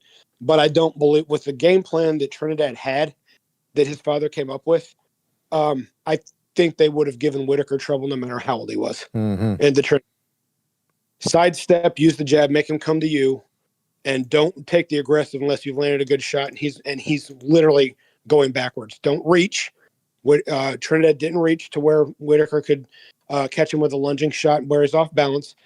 stay on the line, stay balanced between your two legs, move to your left. So he's got to come out of you, and then which is going to set him up for hooking off the jab and the straight right hand, and all of that worked. Now I know Whitaker was older, but that is how you fight southpaw. Mm-hmm. Real quick, Barrera did the same thing to Hamid, and it worked. So if that game plan it might have been a little bit harder to do some of that, but there's a very good argument that game plan would have worked no matter what against Whitaker. So that's all I got to say on that. By the way, you can see John McCain there on the left. You see that with the Bill Cosby sweater? I wonder if he was doing the same type of Bill Cosby activities after the fight. You know, what happens in Vegas stays in Vegas. But everything you said is on the money about the Trinidad timing and the right hand. Speaking of the right hand, De La Hoya really did try to work his right hand a lot more for this fight, and it worked against Whitaker. Again, people got to remember, these was 2 gold medalists going at it. So they knew a thing or two about boxing at long range. And it was a beautiful display of boxing from the outgunned Whitaker, because, again, he was a shorter guy, older guy, and yet he did still manage to make De La Hoya miss a lot with those shots. However, if memory serves me correct, I don't know if it was Ronnie Shields or Lou Duva, but one of those dudes told Whitaker, they implored him to finish the fight strong, and instead he chose to take the 12th round off, if I remember correctly. Yeah. So, I mean... First, De La Hoya came out hard the 12th round, and Whitaker did nothing to try and neutralize it. So it was more like the fact of the round's close, De La Hoya's coming out to try and close the show, and I don't have the tools to offset what he's coming forward with, so I'm just going to use defense. And it cost him. Well, I mean, not on the court scorecards because he lost by 4 rounds, but, you know. I mean, this whole thing of, like you said, defense, as beautiful as it may look especially when you make a flashy guy miss, it doesn't win you the round. This isn't again, I think people fell in love with the whole Willie Pep won a round by not landing a punch, which that's a myth, by the way. I've researched this, and people say it's a myth. And especially when people actually don't even identify the fight in question. They say it was against one guy, and then other people say it's another, and then other sources say it's another. So you got to score punches. It's boxing. It's not that was only 1 round he won, not 15. Exactly. So he didn't win the whole fight by not throwing a punch. Uh-huh. He won 1 round out of a 15-round fight from or if it was a title fight, a 15-round fight from not throwing a punch. Only 1 round. Whitaker did that in at least 5 or 6 rounds. Well, it's a 12-round fight, so if you do that in about 5 or 6, that's half the fight down. What are you doing to sway the judges for the rest of it? Mm-hmm. Exactly. That's well said, man. That's well said. And again, I thought it was I don't argue with people who say it was a close fight because, again, it's an uneventful fight where not a lot's going on. So you could get lulled into sleep, or, you know, you got to stay really awake and watch every single punch. Maybe Artorias Boxing, who does the punch counts, maybe he could do one, because he did one for Joe Calzaghe versus Bernard Hopkins, and that was a bore fest and a clinch fest from Bernard Hopkins. So to rewatch that and score every shot, you really have to have a good attention span to stay on that. Another thing I wanted to talk about, Chief, was that, look, I thought De La Hoya won the fight, but I would have liked to have seen a rematch. And I understand that De La Hoya already had those fights planned out against Camacho and Kamau and Carpentier and Rivera, but this was a more important fight. And I remember being miffed or frustrated because, again, I don't know if it's OCD or whatever, but whenever it's a close fight or close enough that enough people say it was close, and to me it warrants a rematch. Like with Haney Lomachenko, I know some people say, no, Haney doesn't, even like Lopez versus Lomachenko. I thought Lomachenko made it very close in the end. I thought he lost the fight, but he did have a good reason for looking bad in the early rounds because of the shoulder. So do it again. But of course, nobody wanted to do it against Lomachenko. And it's similar here to De La Hoya Whitaker. Was it really, I understand that he already had about 3-4 fights planned out, but was it really necessary for him to rematch Chavez in 98? So my question to you was, in 98, I remember Whitaker only fought once, and I think he was supposed to fight Icor 10. Wasn't that when he failed a drug test or something? Let's see. The fight that he fought against Pestrov turned into a no contest because he tested positive for drugs, and then was pulled over. And when he went to hand his license, or when he went to do something, cocaine fell out of his pocket. Uh-oh. So that got him in even more trouble, and that led to the suspension for about a year, and then that year off, and then 35 years old plus a year off, and then he fought Trinidad. So that's what happened there. They were going to go after Corte because I do believe Main Events, even if the Duvas themselves had certain rights on promoting Corte, And to be honest with you, I think that was the avenue they wanted to go anyway. They just wanted to be a unification fight, because in 95 or 96, USA versus Poland was in my hometown of Augusta, Georgia, and Duva was training and working and sponsoring Zab Judah, and Zab was in that tournament. So I got to talk to them for a little bit about what's going on with Whitaker and what he's doing next. And I was talking to Ronnie Shields more than Lou, because Lou wasn't a nice guy. And all right, just wasn't. When he went to go meet him, he didn't like shake your hand and kind of push you aside and just keep walking. It did that to me more than once, but I wasn't the only person he did that to. So other people told me the same thing. Point being, Ronnie Shields was the one that was telling me that they were really trying to get something going with Corte. They sent a contract, but it didn't get signed, and that's all I was told. So. And I'm a stranger that they didn't know. So it's not like I was a reporter and they felt like they had to, justify anything. So, but that's what Ronnie Shields said. They were looking for things that nobody wanted to fight him. I asked about Trinidad, and they kind of tried to pretend the entire time Trinidad was champion that he didn't exist until they had to fight him. And when mentioning Corte, there was negotiations going on from about 95 on, and Whitaker getting busted. And of course, during that time, now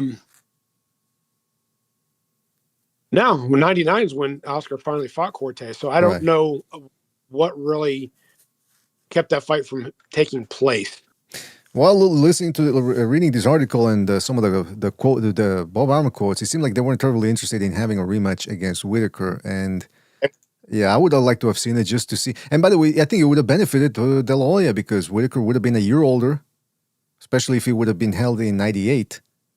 Probably now at this time, Whitaker with his, having a good old time, driving around with bags full of narcotics. So maybe it would have been a little bit easier for De La Hoya. Be that as it may, it never happened. And by the way, I was reading the 1996 issue of Ring Magazine, and there was an issue where I think both Trinidad and Whitaker fought on the same card. And I remember when we talked about Whitaker, when we did the Pernell Whitaker episode, and you clarified a lot of things about those lost Felix Trinidad years when he was stuck on Showtime and litigating against Don King. And they actually mentioned some of that. So we'll cover that in another episode, because it's about time we start talking and covering more of the Felix Trinidad career. But be that as it may, one last thing I'll say about this one was that they also mentioned in the Ring Magazine article that De La Hoya was being trained by Jesus Rivero. And he was under Rivero's tutelage in the previous fight, which was against Miguel Angel Gonzalez. And I'll say this, man. To me, De La Hoya looked very good against Miguel Angel Gonzalez and against Pernell Whitaker, considering the opponent. He showed more head movement, more disciplined defense, a better right hand, at least against Whitaker. And if people want to know, because I've talked about this with Gonzalo on the air, Rivero was from Mérida, Yucatan. That's where the pyramids are, or some of them rather.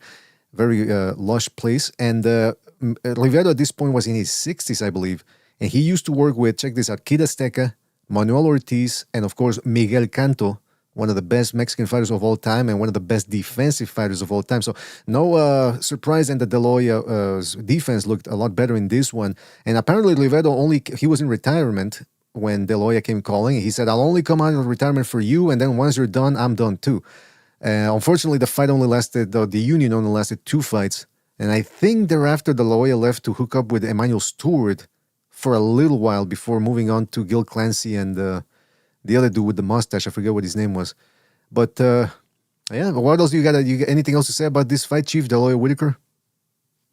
Just the fact that it kind of mucked the waters up, because I don't want to go too far into something, but let me go ahead. And there was a point in time in the 2000s when the top 3 was also in another muck, and it was in Manny Pacquiao was the one that ruined everything. Roy Jones was at the top. I think Floyd Mayweather was there too, and then Marco Antonio Barrera was number 3. Roy lost to Tarver. Floyd looked like crap against Castillo. So it was Barrera's chance to ascend to the top, and then Manny Pacquiao beat the crap out of him. And so the entire top 3 just kind of got, I don't remember the results, but it was a situation of where things were being roughed up. And that's what was happening here too. It was Roy and Pernell, but all of a sudden Oscar's on the rise and pulled off. I don't think it was an upset, but because of him doing that, it was like, okay, well, do we have a new king sitting on top of the hill? And if so, who is it? Because Roy just got DQ'd. Oscar didn't look that great, and Pernell lost. So, and I don't have the magazines to see what happened after that, and you might have it ready. Yes, right. But I got you covered. I took a snippet from that this very same issue that we're talking about. Again, if people want to go check it out, the August 1997 edition of Ring Magazine. So this is the list here, Chief. And I'll share the screen with you because since we got disconnected, I forgot to. So I can't put it up on the screen. I think for legal purposes, I'm not allowed to show the Ring Magazine digital thing there, but I'll show it to you here, and I will tell the people here. Number 10, Mark Johnson at flyweight. Number 9, Evander Holyfield. I suppose based on the strength of his 2 wins over Tyson. Terry Norris was still there, junior middleweight. Costa Tszyu, number 7. This was before he was on the edge of losing to Vince Phillips.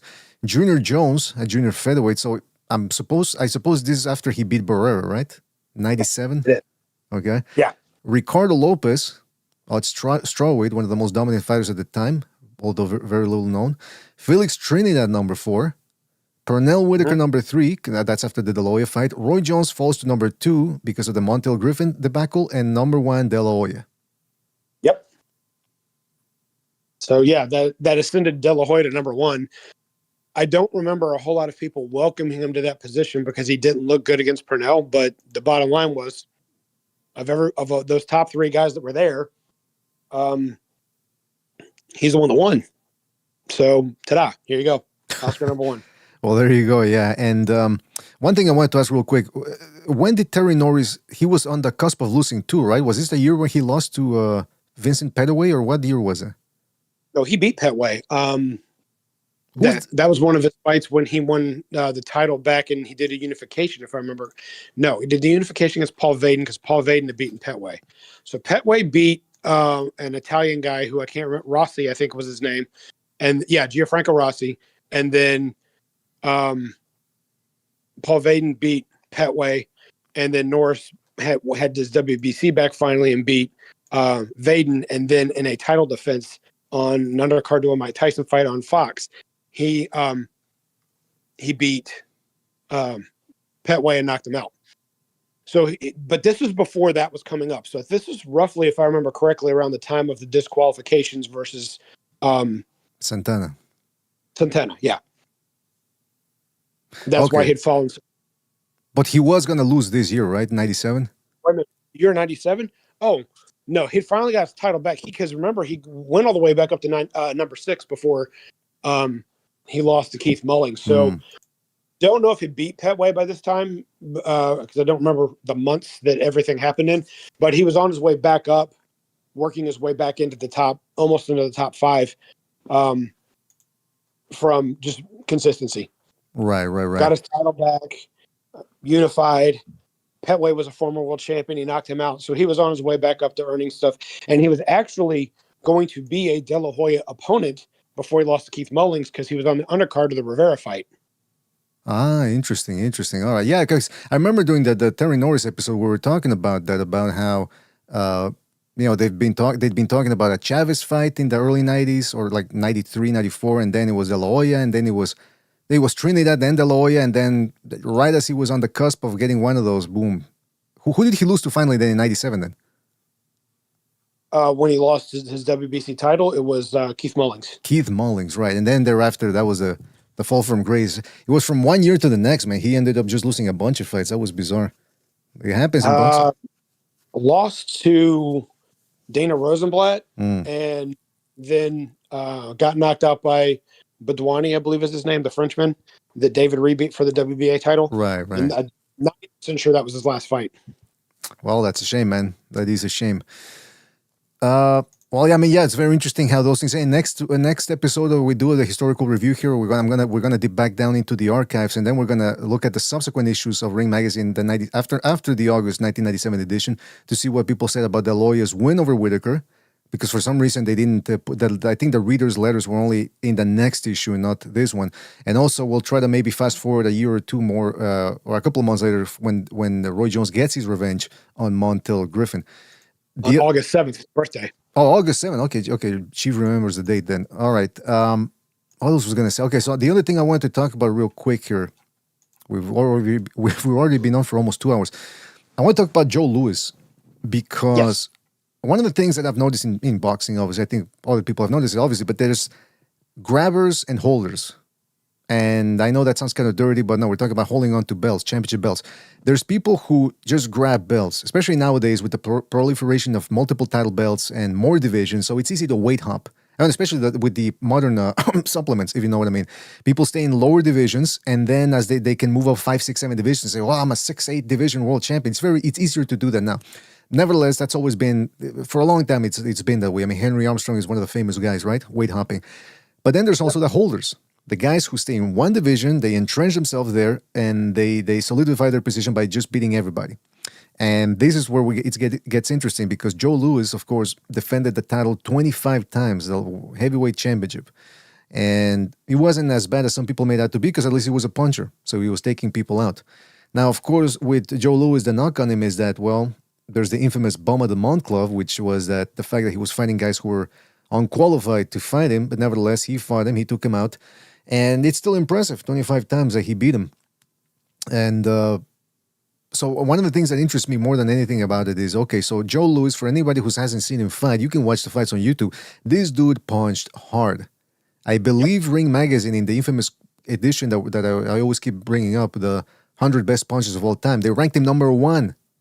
Out of all the thousands of boxers who have competed throughout 100 years, Joe Louis was number 1. That tells you something. Above Sandy Sadler, above guys like Ruben Olivares, Ernie Shavers, Joe Louis, number 1. And you watch him fight. And again, obviously, I didn't live through his reign in the 1930s, but I've gone back to the archives here in Ring Magazine, and must have been like the closest I could put it maybe in the last 15 years was Golovkin's Reign of Terror, when he came out of nowhere. Because again, this was pre-internet days where, I mean, it was still when you could still keep a guy hidden, and he comes out of nowhere on HBO, starts knocking people out.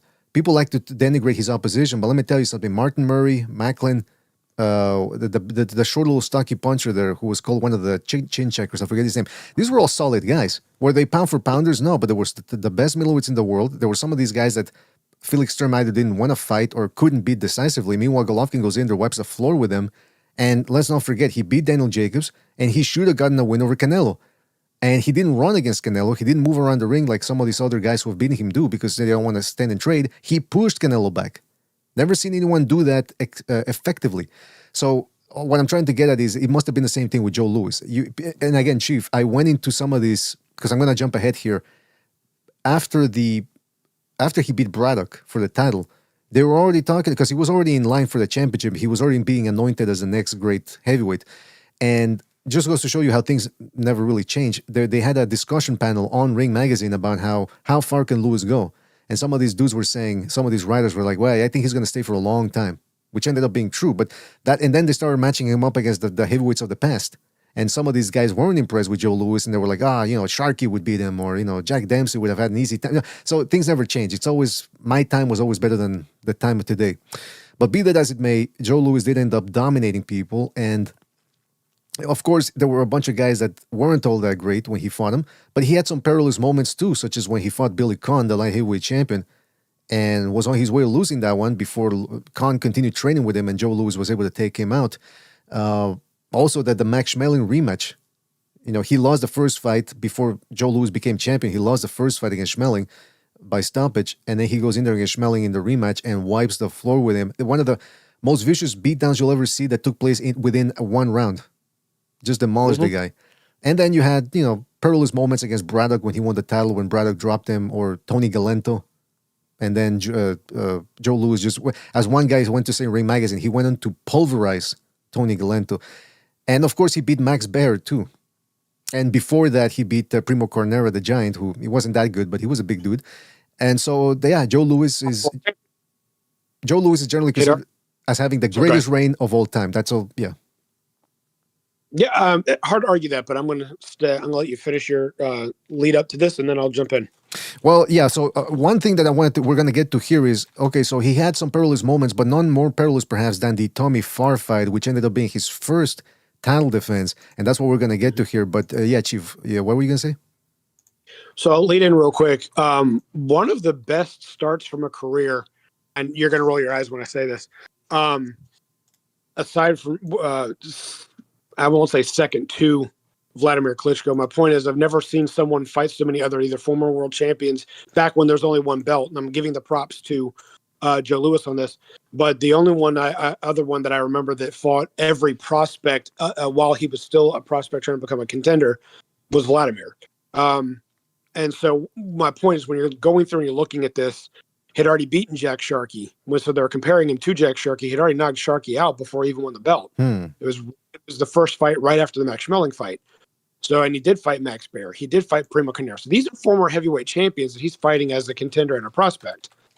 He loses to Max Schmeling, but then he goes on a tear again. And then he gets to Braddock. So we'll stop at the Tommy Farr fight because you want to talk about that one real quick. And I actually went and watched it on YouTube. But to put things in perspective real quick on what he was as a whole, his last fight as champion, was in 1948. So 25 title defenses in the heavyweight division is 78 years old. Mm-hmm. That is going to reach 100 because these guys only fight twice a year and Usyk's got the lockdown and he ain't going to come anywhere close to 20. Title defenses because he's just too old to be able to get that done. And again, he fights once or twice a year. So that ain't happening. So a belt's going to have to go to someone else. And of course, it's not going to be quote unquote the champion because when Joe Louis was champion, there was only one belt. But someone's going to have to win a belt and then go on a tear fighting 3 or 4 times a year to try and catch up to that. Even if they do that, that's going to take at 4 times a year. That would take 1, 2, 3, 5 would be 5 years. A half a decade would be only 25. You still have a whole nother year, another year or two to break the record. So you would need the better part of a decade to get that done. So I don't see anyone breaking that 25 title defenses in any weight class, let alone the heavyweight division, for 100 years. Absolutely. And so, Chief, so it raises an interesting point because some people could say, well, what about then Deontay Wilder? Because again, holding on to a belt is hard enough because they always, how they always say that winning a belt makes you 5% more or something like that, right? But equally, it's very perilous to hold on to that belt or to try to hold on to it because all these other dudes now, you're the champion. They got what you want. You got what they want. And they're all going to come in extra prepared. They already got the extra motivation. Now it's on the champion to find that spirit and that drive and that resolve to stay on top and not lax in their training or say, I'll take a little shortcut. I'm already the champion. No. You got to hold on to it. And no more perilous than the heavyweight division where one punch can end it. So beating 25 guys, even though there was a lull there because of World War II, but nevertheless, 25 title defenses, that is quite impressive. Especially because back in the day, people would fight like 5, 6, 7 times a year, but they wouldn't necessarily defend. A champion wouldn't defend it that many times. Not every fight was a championship fight.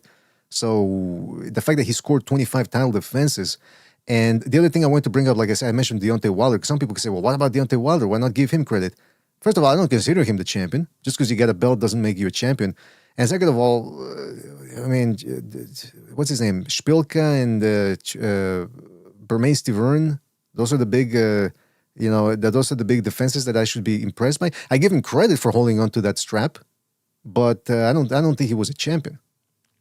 So that's first of all, we mentioned 3 or 4 former heavyweight champions that he fought. Well, 5 if you count his loss to Schmeling before he won the title. But he faced them. He faced 5 back when there was only one belt in a division. He faced 4 or 5 former world champions before he even won the belt. What did Wilder do? Not that. And on top of that, we're talking 25 defenses. Wilder didn't even make 12. That's true. Did he make 11? He made 9 or 10. I just looked it up. 10. Yeah. So he didn't even get half the number of title defenses that Joe Louis did. And since we're talking about people that fight not the strongest division or bum of the month, or however this goes around for either guy, Joe Louis still fought the best that there was there at the time, and he fought former world champions before he even won the belt. Wilder did none of that. So if we're going to try and compare, you're comparing. You compare two apples together, but one's got worms and rotten, and one is actually like a prime ripe. The tempting fruit that lets you pick it down and bit into it with the serpent. I mean, one's luscious and one's not. Right. That's an interesting way of putting No it. disrespect to Wilder when I'm saying that, but we're talking about accomplishments, resumes, and quality of competition. And then, like I said, when I said accomplishments, also the record number in a single weight class of any weight class in all of boxing, and there's like 30 divisions nowadays, is 25 title defenses. Who's it set by? Joe Louis. That's right. 12 years, by the way. 12 years span. Yeah. Wilder had it between 2015 and 2020. So 5 years. And that was against subpar opposition. Like you said, yeah, you can say that Buddy Bear and Tony Galento weren't all that, but I mean, come on, Spielka was all that. Duhapes was all that. Eric Molina was all that. I think Eric Molina was one of the guys he defended against. I mean, an old Luis Ortiz almost took him on the first fight and was outboxing him in the second fight. So I know it's about results. What was he known for? The losing to Wilder. Exactly. I know it's about results. So yes, Wilder, like I said, I give him credit because he held on to that strap for 5 years, 10 defenses. Yep.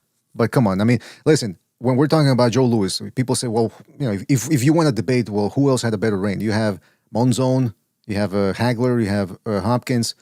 To a certain extent, Henry Armstrong, who defended his welterweight title 19 times in 2 years, mind you. That's fucking insane. Yep. Ricardo Lopez, maybe. I think he defended it something like 9 times or something. And him, you could also make the argument he wasn't really exactly beating the best fighters out there. But again, if you just name 3 middleweights, Monzon, Hagler, or Hopkins, you got guys who had definitely better reigns than Deontay Wilder, who, again, I argue wasn't even the champ in that division. He had a belt. I mean, there's 4 of them floating around nowadays, so make it a what Joshua held a majority of them, and Klitschko before that. So there were men that were recognized as a higher level champion because they'd unified. Mm-hmm. They fought other things. I think you mentioned Ricardo Lopez just a second ago. He made 21 title defenses of that belt. Oh, really? Okay, I got my numbers wrong. He made 21, and then now up to that Ring magazine that you showed when he was ranked where he was, he might have only had about 9 by that time. But by the time he left the division, he had 20 or 21 and was undefeated in that division, and then went on to win a title in another division. And he fought everyone. The only person he didn't fight was the IBF guy from Thailand. I don't remember his name, but he was one of Ricardo's last fights at 108. They both moved up. But they were both long-reigning champions down there. That's the only person he didn't fight. He fought Rosendo Alvarez, which was a WBC. He beat the WBO. He held the WBC. He beat the WBA and he beat the WBO. And he didn't fight for the IBF. It's the only belt he didn't fight for down there. And the person that had the belt most of the time he was there, he fought up at 108 and knocked him out. So, bam. I mean, going back to Joe Louis, 25 title defenses. Some of these dudes don't even fight. Like Usyk has less than 30. And Usyk is a strange case because he got off to a fast start. He was already, I think he had less than 10 fights when he fought for a strap. But it's becoming common now for some of these guys to retire with less than 30 fights or just about 30 fights. So to put that into perspective, Joe Louis defended his title 25 times. That's what some of these pound for pounders have as many fights in their career. So he went in there and he did it. And again, I'm not going to necessarily get into right now, maybe later, but about whether Joe Louis could have competed in today's divisions here, today's division where you got these behemoths at 6 feet 5 inches tall. But for the moment, like I said, he was so dominant that people were wondering, well, who out there can beat him? Well, every dominant fighter out there has one fight where you go, what the hell happened? Well, why didn't he look scintillating or as scintillating as he did before? And this is where we get into Joe Louis looked tremendous in beating up James J. Braddock, the Cinderella man, for the title. Then he defended it against Tommy Farr, a Welshman. And by all accounts, it was a very close competitive fight. Now, it was. I watched it. There is a controversy because apparently the referee raised Tommy Farr's hand while they were announcing the decision. So Tommy Farr believed that he had won it, but then I think the referee later said, no, I was raising his hand like to show support that he put up such a good fight. But Tommy Farr didn't complain, and we're going to talk about that. But let me just explain here a little bit why that fight was significant, because I'm looking at the October 1937 edition of Ring magazine. People can go check it out. It's one where they have fighters on their faces on poker cards.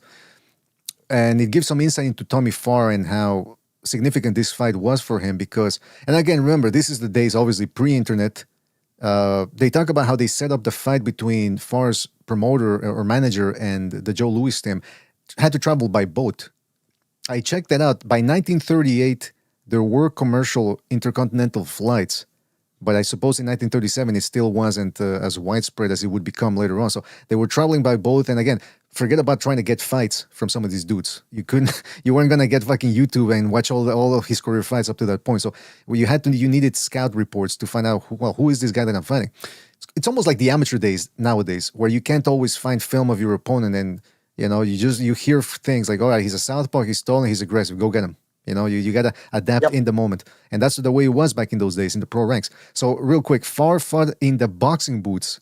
That's where he made his bones over there in the UK. The boxing boots were these things, kind of like the pro wrestling days, where they would travel around in a carnival and they would have boxing fights in the boots. And I think, correct me if I'm wrong, maybe you know this shit, but didn't they also invite people from the crowd? Like, if you can whip this feller, you get 6 pence and a meal or something like that. I think that's... Yes, what they would do a lot of times leading up to this, America had become more established by this time and having a rank system and everything. But it wasn't uncommon back in certain days when you're trying to build up a fighter to get, especially because the best thing you may have had was radio, the best way to get someone known is all these newspaper fights and stuff like that. You'd bring the guy into someone else's hometown and say, we'll take on the toughest guy here. And that's how you built your record. And so rounds to do that, and Blood Boxing talks a lot about this on Retro Sports.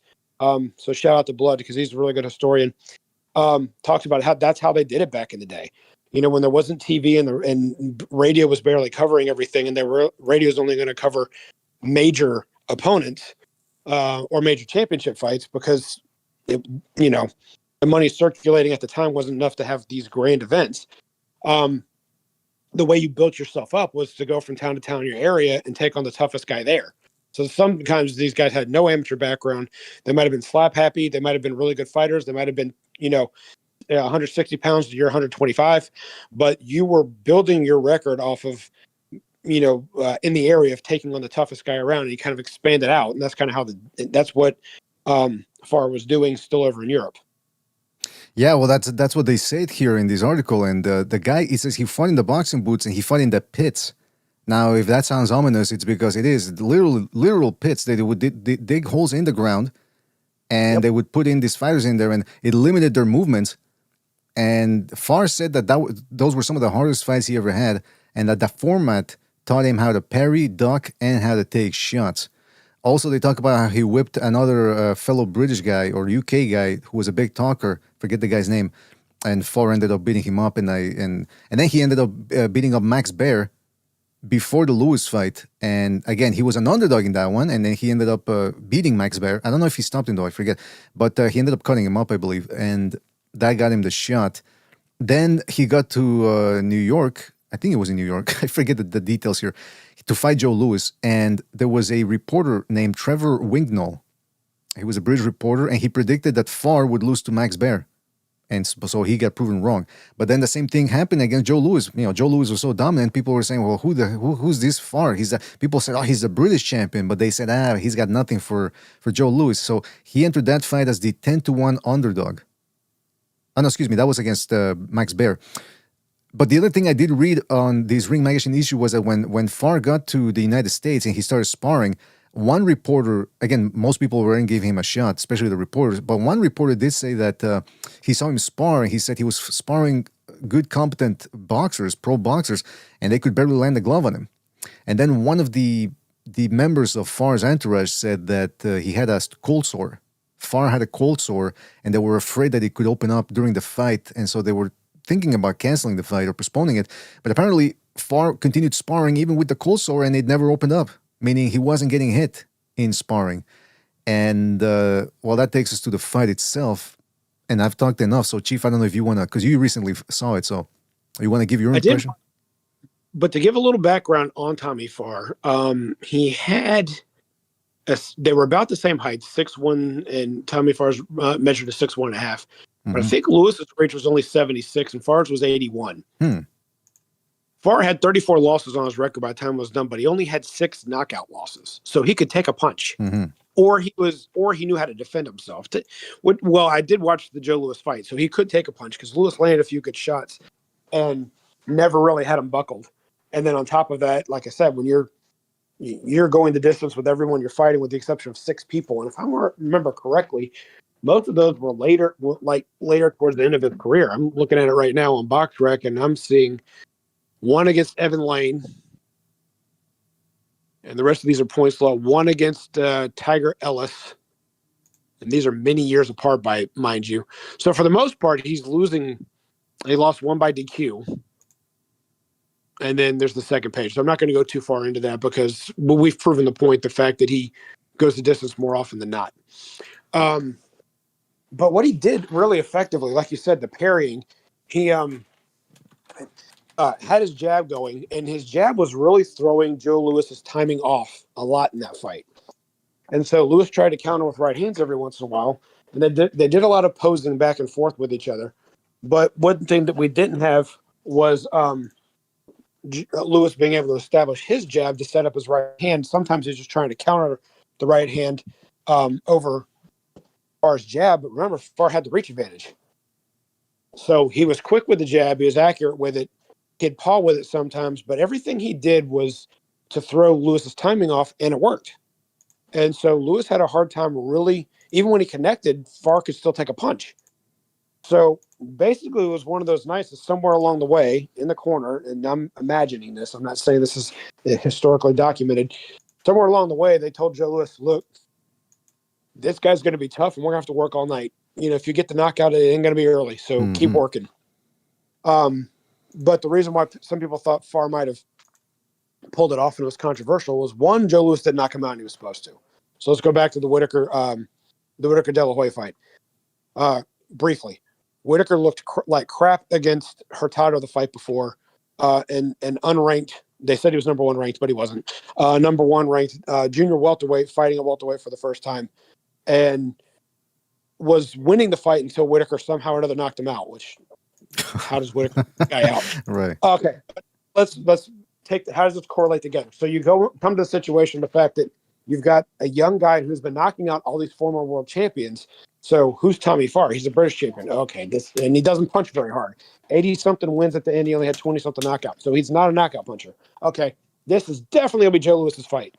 Somewhere along the way where he lands the right hand early in the fight and nothing happens, and Farr parries most of the other combinations coming and gets his own jab going, you have to imagine that his corner's saying, yeah, this is going to be a long night, dude. we're going to have to work. And it's not like Louis didn't try, but there was a lot of feinting for the other guy to fall for the feint, and both of them were too smart to do that. So what Tommy would do a lot was be the one getting off first with the jab. Now, not all of them were landing, but they were backing Louis off a little bit. They were keeping him from being the aggressor, and he was defending himself with the jab as much as he was trying to set stuff up.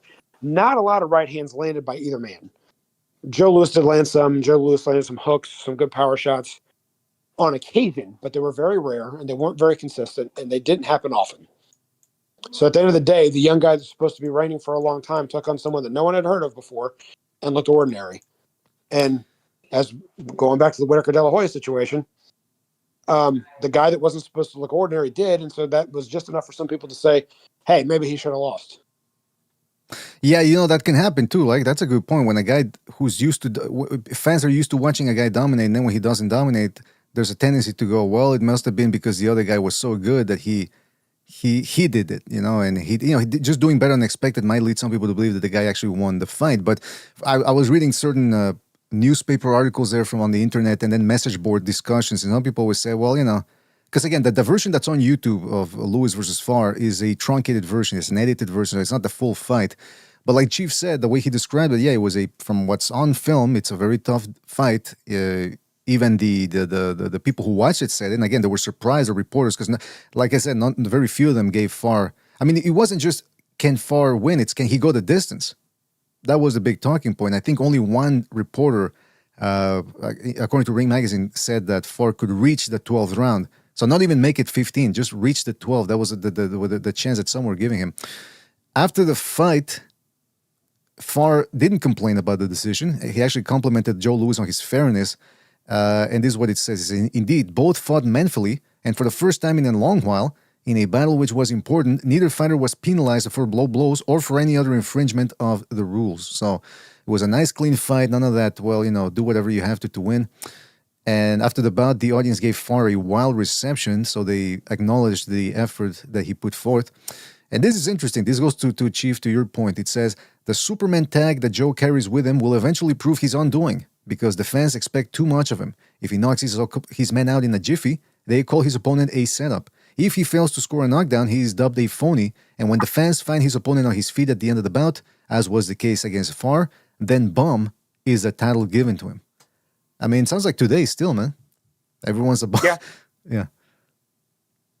Well, I mean, I hate the term bum because when someone's risking their life to get in that ring, knowing the chances that they have to take in order to get in there, and I don't care if it's a guy that's got no muscle tone, that's, has, unhygienic acne on his back, meaning not steroids, and has a skullet, and they're going in there and they're doing everything they can to try. And I saw something here in Virginia not too long ago like that. The guy who was it was a 7-1 guy fighting. I forget the other guy's record. But he had 7 knockouts, and he landed a big body shot, and the guy went down. The guy gets up, and another body shot, and he goes down again. He gets up, and the referee says, "Are you okay to continue?" And you see him wincing and nodding his head, but his body was saying, "Nope, you're not doing this again." And he started to collapse again. But when he was asked if he wanted to continue, his mind said yes, but his body said, "We're out. No, we're shutting you down, dude. We're not letting this go anymore." And that doesn't reflect this fight that we're talking about, but my point is the fact that a lot of people like to use that term bum, but the people that are getting in that ring know the risk that they're taking. Mm-hmm. We've seen Muhammad Ali, we've seen Jerry Corey, we've heard about what Ray Mancini did. We know what happened with Gabriel Ruelas against Garcia. We know what can happen in that ring. All of us do. And so when someone gets in there and you're going to call them a bum, that's complete, absolute disrespect for a person that's risking their life for whatever that reason is theirs. And it's their choice that they're making, but they're taking a pretty brave choice, and you're paying to see that. So to disrespect them like that, I think you can. I don't know what you give a name of a person like that that's not going to be totally disparaging, but the word bum really cuts deep to me. I mean, I will take tomato can because tomato cans get dented, so I can see a correlation there. But when it comes time for calling a person something as disparaging as a bum, meaning I can't put the negative connotation on there into words on how disrespectful that is, but it was a more common word back then. Mm-hmm. I mean, they used words like cockamamie also. So, I mean, it was a part of the vocabulary back then. Well, nowadays when they say it, it's because they're deliberately trying to make it sound like they don't know who the opponent is. So he's got to be a bum because I've never heard of him. Well, this was ignorance. There was 1930s. There was 1930s. There were bums all over the place. In fact, there were old school hobos. Yeah. The ones with the stick with the bag at the end of it, like in the cartoons. That's a real bum right there. But so some of the fighters were that. Some of the fighters really were that because the only way they made money was to go from town to town, and even if they couldn't win, they were getting paid. There you go, like drifters. So they'd show up.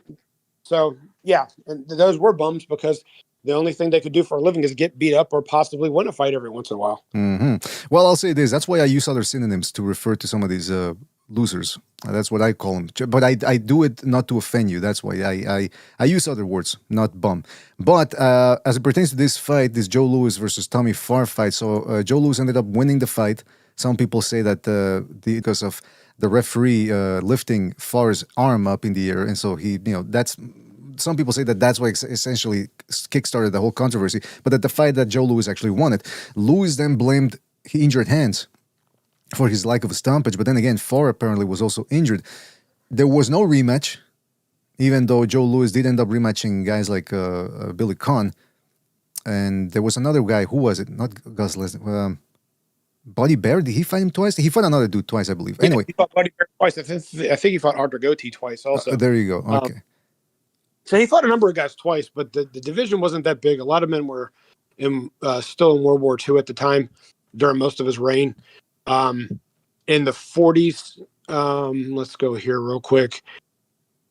I think I'm in Tommy Farr's record. That's why I'm not finding what I'm looking for. I think he was like in 42, and then he didn't fight again until 44. And I'm still not on Joe Louis's record. So there were two different scenarios where he took about 2 years off, and it was due to the war. Yeah, 42 and then 44, and then from 44 he fought twice in 46. So there was a 4-year period split between one fight with Johnny Davis, which who's at BoxRec they just have him as 3-3. So I don't know if that's an incomplete record or if that was his actual record because I don't know a lot about him. But that was probably some of the ammo that people say he fought the Bum of the Month Club. Understood. Right on, yeah. By the way, excuse me. Speaking of bums, Rafael Garza, shout out to Rafael Garza. He using the exclusive BDA emoji here, the bum emoji, and he put it about 5 times. So I think he's trying to get you going there, Chief. Oops, sorry, didn't work. I think it worked a little bit, just a little bit. You don't have to always play the strong guy, the strong-headed, chief of industry type. But as it pertains to why there was no rematch, well, apparently that's one of those things that's everyone's got a version. Farr did end up hooking up with Joe Gould. And if you've seen the Cinderella Man, the movie there with Russell Crowe where he plays James J. Braddock, they present Joe Gould played by Paul Giamatti as this, caring figure and all that. But apparently the guy was a weasel. He was very shrewd in there. And he convinced Farr to let him manage him. And Farr, from what I read, Tommy Farr was a bit of a naive guy when it came to American ways of business. And so he got sort of harangued a little bit. He ended up losing to Max Baer, whom he had beaten prior to the Lewis fight. He lost a close fight against James J. Braddock. And this time he did complain, by the way. Tommy Farr must have been cursing up a storm with that British slang after that one because he was angry about that one. And subsequently ended up losing a bunch of other fights. And he never got himself another shot at the title, which is a shame because the Farr we saw against Joe Louis, again, you could say, well, Louis wasn't at his best or he had a bad night at the office, which happens. Again, if you're going to defend the title 25 times, you're not always going to look scintillating. But it would have been nice, again, with the Whitaker De La Hoya thing, would have been nice to have seen a rematch just to see, because Joe Louis, look at what he did to Max Schmeling and Billy Conn. He ended up proving that he could improve on those rematches. So And Jersey Joe. Jersey Joe, I ended up knocking him out in the rematch. So Joe Louis, you got to give him the benefit of the doubt that he probably could have ended up looking better against Farr, but then again, we'll never know for sure. Nope, we won't. But yeah, what I saw was definitely a challenging fight. You also have to put it like this: this could be the one time Farr came close to pulling the Buster Douglas, meaning he got himself just right, aligned, perfectly focused, but still came up short. But fought the fight of his life that night. That's the other side of that story. Maybe that's what happened. Mm-hmm. Joe Louis had an on night, or he had his best night, and it made normal. There's a number of things we can say. One, most of us that are listening to this weren't alive, right? And all I can go is off the videos that I saw. Like you said, it was an abridged version that they have on YouTube. What I did see was someone that was technically sound, knew what he was doing, and knew how to protect himself. His record shows that too. He knew how to use a jab. He knew how to parry. He knew how to move his head. He knew how to roll with shots. And so he's a hard guy to knock out. And he had just enough skills to where, to go with the fact that he had a good chin and he knew how to protect himself. And he had just enough skills and timing to throw you off that he had more wins than he had losses. But the losses that he had were split decisions, close decisions. In Joe Louis's case, it was a unanimous decision, but it was still close enough to where some people were a little upset with the decision. Why he never made it back? They could have been, like I said, he just lined himself up to be just at the right place, just focused enough that one time. I only know that fight from video, and I can only BoxRec warrior so much about a guy that only had one title shot, who's a countryman of mine, and it didn't play a major factor in anything else in the heavyweight division on the grand scale. I'm not going to say he did because he fought other champions, but he just never made it back to the big dance. It wasn't like he was a consummate contender. Getting multiple title shots, fighting multiple champions, and upsetting multiple contenders. That's a great way of putting it. And it's a good segue onto the next subject here. But before we go into that, because you mentioned fighting up to the level of opposition or down to the level of opposition. You look at that fight, you look at the Joe Louis-Tommy Farr fight, which is 1937. And after you watch a lot of boxing, let's say you watch about 3-4 fights right now, from today or from a couple of years ago. Then you go back to 1938. It's normal to look at these guys and go, why are they so stiff? What's going on there? Why are these guys, they look like robots in there? It might actually even seem like you could actually touch these guys with a jab. But these dudes were so tuned in. The reflexes were so tuned in. I mentioned the parrying and the moving the head. That's why when I saw the fight, And then I was reading the articles, and I wasn't surprised when I saw that detail about Tommy Farr fighting in the pits, and him saying that that's where he learned how to slip, parry, and duck. Because again, you didn't have a lot of space to do that. You were literally fighting in a hole. And even back in the old days, when they would fight in the bare knuckle days, if they ever had a ring, it was a small little thing, and it was so crowded that the people essentially were serving as blockades, so you couldn't run. I mean, you could move and all that, but then people would start booing you and pelting you with rocks or whatever they had. So, what I'm trying to get at here is that it reminds me of Chris Bird. And I asked Chris Bird this when we interviewed him about 5-6 years ago.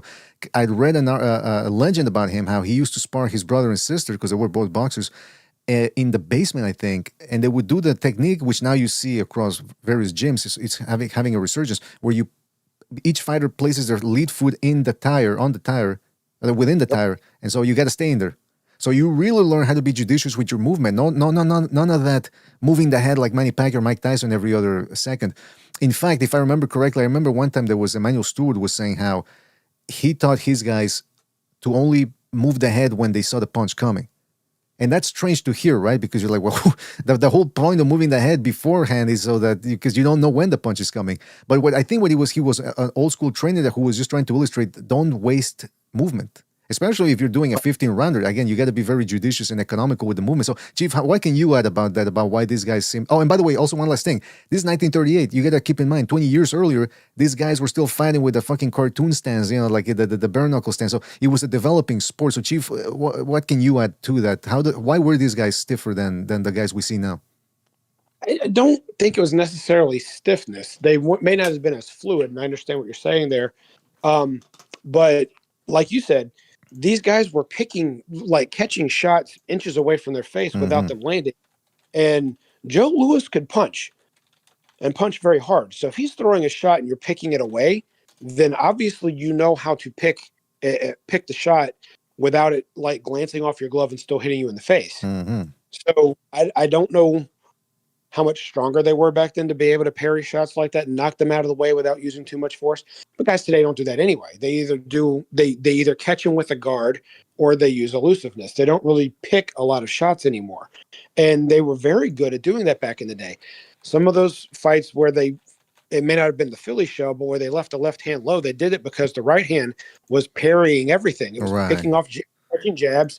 They'd pull it back to their ear real quick, like telephone, to block the hook, and they could pick off the right hand or the jab. They'd catch the jab, block the right, and then bring the glove back for the hook. And they could do that within seconds of each other because that's just how they trained. And they fought a lot. They were always in the gym. So we look at it as stiffness. Did they feed you? But I don't think it was really stiffness. I think it was the fact that the way they defended themselves was different back then, because also remember they were more offensive back then. Everybody now today wants to be somewhat defensive. Like, look, I can barely get hit. I can move around the ring and I can use my feet and I can do this and I can do that. Congratulations. But in the meantime, when a guy's right in front of you, you're either clinching him to try and keep him from hitting you, or they're hitting your arms and gloves. You're picking nothing off. You're using your body to catch, or you're clinching. The likelihood of someone like blocking a shot, parrying to set up a counter shot, that art is not in today's game, because no coach teaches that and no fighters practice it. And when I say no, it's an absolute. I'm just meaning like large majority of them are not doing that. Well, and that's the thing, though. They also experienced. These guys were fighting 5, 6, 7 times a year, and then even before that, like a guy like Tommy Farr fighting in fucking carnivals in boxing boots and fighting in dirt holes. I mean, again, you get very sharp with that. And again, like I said, it was a developing sport.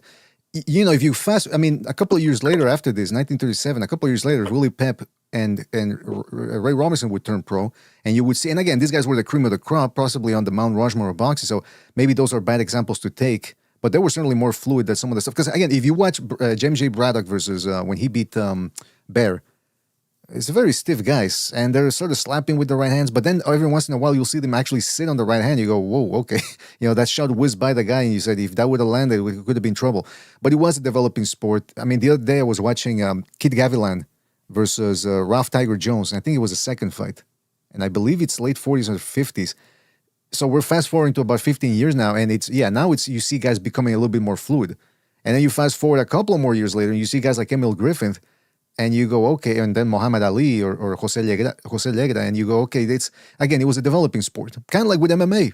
If you watch the early 1993 UFC or the ones from the early 90s, and you fast forward to 2005, it's night and day. It's night and day. And so, again, I didn't grow up in watching in the 1900s watching boxing, but you watch enough film, and you go, okay, yeah, you can start sort of delineating the segments where okay, now these guys are more fluid. This is where they start changing things up. And one thing for sure, those guys in the 1930s, tougher men, just tougher skin and mentality than like some of these guys we have today. Nowadays, these guys, Chief, I used to say to people, and by the way, I got to go take a latrine break, so I'll leave you with this. Some people say, I used to think that, oh, these guys, poor guys, they're only fighting twice a year. I think some of these top dudes, they're content with fighting only twice a year, especially with the money they're making. I'll leave you with that to comment on that if you want to talk about something else, whatever, but I'll be right back, all right? Right. So I'll pick up where you left off on that one. And the situation is, I don't know the full saying, but and I know Joe Rogan's talked about it. Tough times breed tough men breed, and it eventually leads to softer times. And the sport, that's kind of where we're at.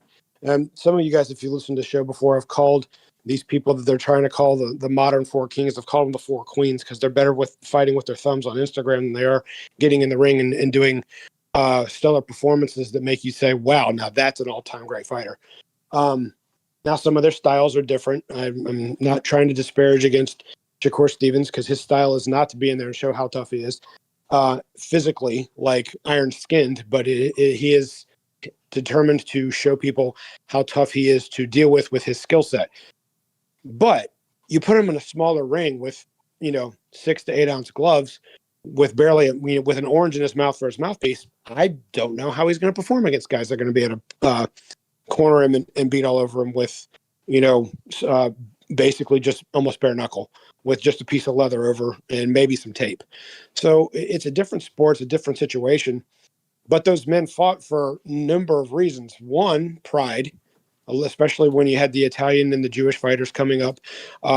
The adoration they got in their neighborhood was very prideful for them. They loved that attention. They wanted to be great. They came from nothing, and all of a sudden everybody knows their name and wants to be around them. Two, they were getting paid well. You only got paid well when you were the winner.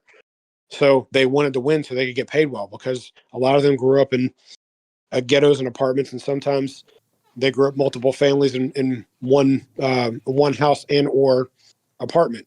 So multiple families in one. So they wanted to break out of these molds, and the only way to do that they knew how to do was to fight. Mm-hmm. And through their greatness, they wanted to, and there wasn't a skill set to show people how to throw the same combinations and hook off the jab. It was more people mostly worried about loading up on the right hand, because right-handed world, right hand was the power shot, right hand was a stronger hand, and there wasn't a balance back then. It was like, how are you going to set things up to land your big power shot, which was the right hand?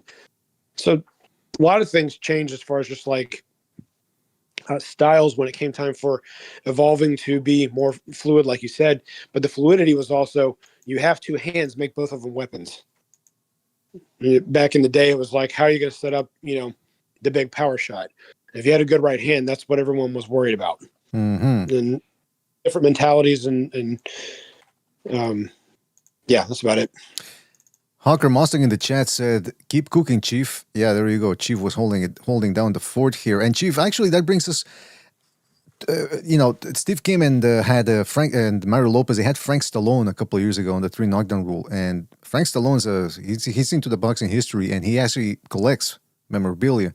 He brought one of those old school gloves. I forget from which year, but it was one of those brown gloves, the ones that look all beat up and weathered. And Mario Lopez and Steve Kim touched them. They go, well, holy smokes. They said, this is it. It's like these 6 ounce gloves. I can only, and then imagine you're fighting 6 times a year. And on top of that, you're sparring that as well. And obviously you're not sparring with those gloves. But I'm saying, the punishment starts piling up. That's why when you look at some of these guys like Willie Pep and Sugar Robinson, those guys were marvels too, but 24 years old, right? 26, 27. By the time they were 31, you were already expected to be on the way out. And then the age started extending a little bit. Like by the time the 90s came along, if you were 36, that was considered old. And now you get some of these dudes fighting into their early 40s. So times are changing, and like I said, like you said, might have been because they're fighting less, might be the supplements, if you know what I mean. But it brings us. You mentioned earlier too something about the full fights not being available, and it brings me to the next point, the next subject that I want to bring up here, and I've been meaning to talk about this for a while: lost media. For those of you who are familiar with the term lost media, it refers to video artifacts that are out there that are behind vaults that you can't see. For example, video evidence of certain crimes. They're in the possession of the authorities or whatever, and they're never going to see the light of day. Or it could be about things that happened and were broadcast, but for some reason or another, nobody has a copy. In my case, I'm going to add a third one to it, and it's just essentially footage that I wish existed. Okay, so it brings us to the first one here. We're gonna apply these terms to boxing. One footage that I would love to see, but apparently doesn't exist in full form.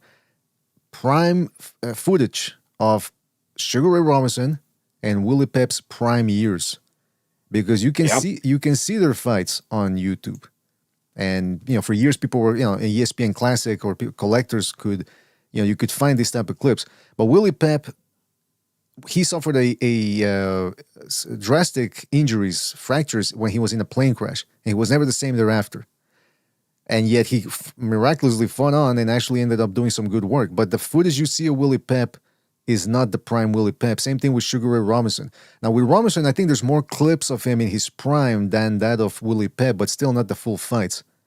So when people talk about Sugar Ray Robinson being the number one, he goes, "Oh, Chief, that's the thing you mentioned that was a good segue." When you say, well, I wasn't born in this, or I wasn't old enough to watch this thing, so you got to go by. That's the thing. It's like that game of telephone. Things start getting lost and distorted. So, you hear often about, well, Sugar Ray Robinson is the best fighter of all time, but how do we really know for sure? Because we don't see the footage. You got to go by what people who were there at the time said, and then what other people who grew up listening to these people, and they didn't see it either a generation later, but they heard it from their parents or their uncles or whatever. So, Chief, what do you make? Would you like to see these? How badly would you want to see these clips or these? I would love to see some full fledged of Henry Armstrong too. Instead of just like parrying clips of some of his fights, I'd like to see all of them. Mm-hmm. With Benny Leonard, because they talk about how great Benny Leonard was. Like, he was an amazing lightweight, and how he had such skill and he was so nimble and yet powerful at the same time. Well, but then we see clips of other guys from the 20s. You're like, well, hopefully he fought better than these guys. Exactly, yeah. So I'd love to see him. I'd love to see Prime Dempsey, and not just like barely some footage of him knocking out was it Jeffries? I think in Jeff Willard. Guys like that. I'd like to see him against a lot of these fights that he had at the top, other than knocking out Jeffries Willard and losing to Gene Tunney. That's about all I really have seen of Jack Dempsey. So I'd like to see these things. I'd like to see a lot of those fighters from back then. I would like to see the two fights with Sugar Ray Robinson versus not Ike Williams. You just mentioned him, the Cuban Hawk. Oh, Gavilan. So when I lived in Miami in my early 20s, was in the Coast Guard, my first unit. A lot of Cuban people worked near some of the same places I did, and they would tell me how either their dads told them or they were old enough to remember the fights between those two, and they would say that Robinson got a gift. Now, the scorecards don't say that. I've read no newspaper article saying that that's what happened, but at the same time, the Cubans thought that Robinson got the nod. So, in a close fight. So, I would love to see those fights to get my own opinion. Well, you know what? You brought up Henry Armstrong earlier. That's another one that I don't think it exists. The Fritzy Civic fight, the first one. Because he beat Zivic after he lost the title to him. But the key one was when he lost the title, correct? The key one, yeah, that was the one where he lost the he was in the long, like I said, the long welterweight reign, and he ended up losing it to Zivic. And Henry Armstrong was, and there is footage of Zivic out there. Henry Armstrong, he would stick to people like glue. The other one that I don't think it exists, because I've never seen it, but I've never actually researched whether it actually somebody has it in their possession now, is the Lou Ambers fight, when he won the lightweight championship. And that was when he completed the trifecta of holding the 3 titles simultaneously, something no one's ever managed to do. at this point in time. But so Armstrong versus Zivic, that's another one that the Zivic and then Lou Ambers, because apparently the Ambers fight is one of the most brutal fights ever. Apparently, Can I go off script? Yes, sir. Because this wasn't part of. We brought up Armstrong, and that wasn't what we talked about. Putting in perspective what Armstrong did. Let's put it like this: that's Vasily Lomachenko winning the lightweight title, going all the way up and beating Bud Crawford, Errol Spence, take your pick, dropping back down and beating Devin Haney, then going back up and defending the welterweight title 19 times while holding Triple G to a draw. Mm-hmm. That's what Henry Armstrong did. He had the best of both worlds. You know, I said there's grabbers and holders. He grabbed and he held on to it on top of that with at least with the welterweight championship. Right. The other two, well, I don't think he was a real featherweight. I think he was closer to I mean, judging by the weights that he had, I think he was closer to a lightweight because he usually didn't weigh around the 147 limit. He was usually closer to like 144, 142. But like I said, the middleweight champion weighed in the 150s. He weighed in the low 140s. So the guy had a weight advantage in the fight, not just the next day weigh-in advantage. He had a literal close to 10-pound weight advantage in the fight, and he held him to a draw. And now some people said that was a gift draw because of the history that goes with Armstrong. I've read that it was a really close fight. Which one? The Seferino Garcia fight? Or? Yes, the Seferino Garcia. And he did have a win over that man in a different part in time of his career. Right. But when they fought for that title, it was a draw. And I've heard everything to where it was a gift, and I've heard to where it was a really competitive fight that could have gone either way. I've read both. I've seen no footage of the actual fight, not complete footage. There might be some highlights. I've never seen 15 rounds of it. I wish I had. We're talking about, speaking of fights that we wish we had. That's one of them. But just to put things in perspective of the fact that Sugar Ray Robinson didn't get a shot at the lightweight title when he was a lightweight, but could not win the light heavyweight title. So he couldn't even, the greatest fighter of all time couldn't become a champion. And Henry Armstrong, like I said, if you take Vasily Lomachenko and put him in those positions and said, and put in perspective like that, the guy won the featherweight title, then goes up, goes back down, and then goes back up, and then holds the middleweight title to a draw at the time. That's significant. Who could do that? Now the game's different. The next day weigh-ins, I mean, the 24-hour rehydrations and everything else like that. I understand, but to put it in perspective, that's what Armstrong did. And in the fact that at welterweight, like I said, he was weighing between 139 to 142, maybe occasionally 144. He was rarely, if ever, the full 147 pounds. So he fought welterweights as a junior welterweight and still defend the title 19 times.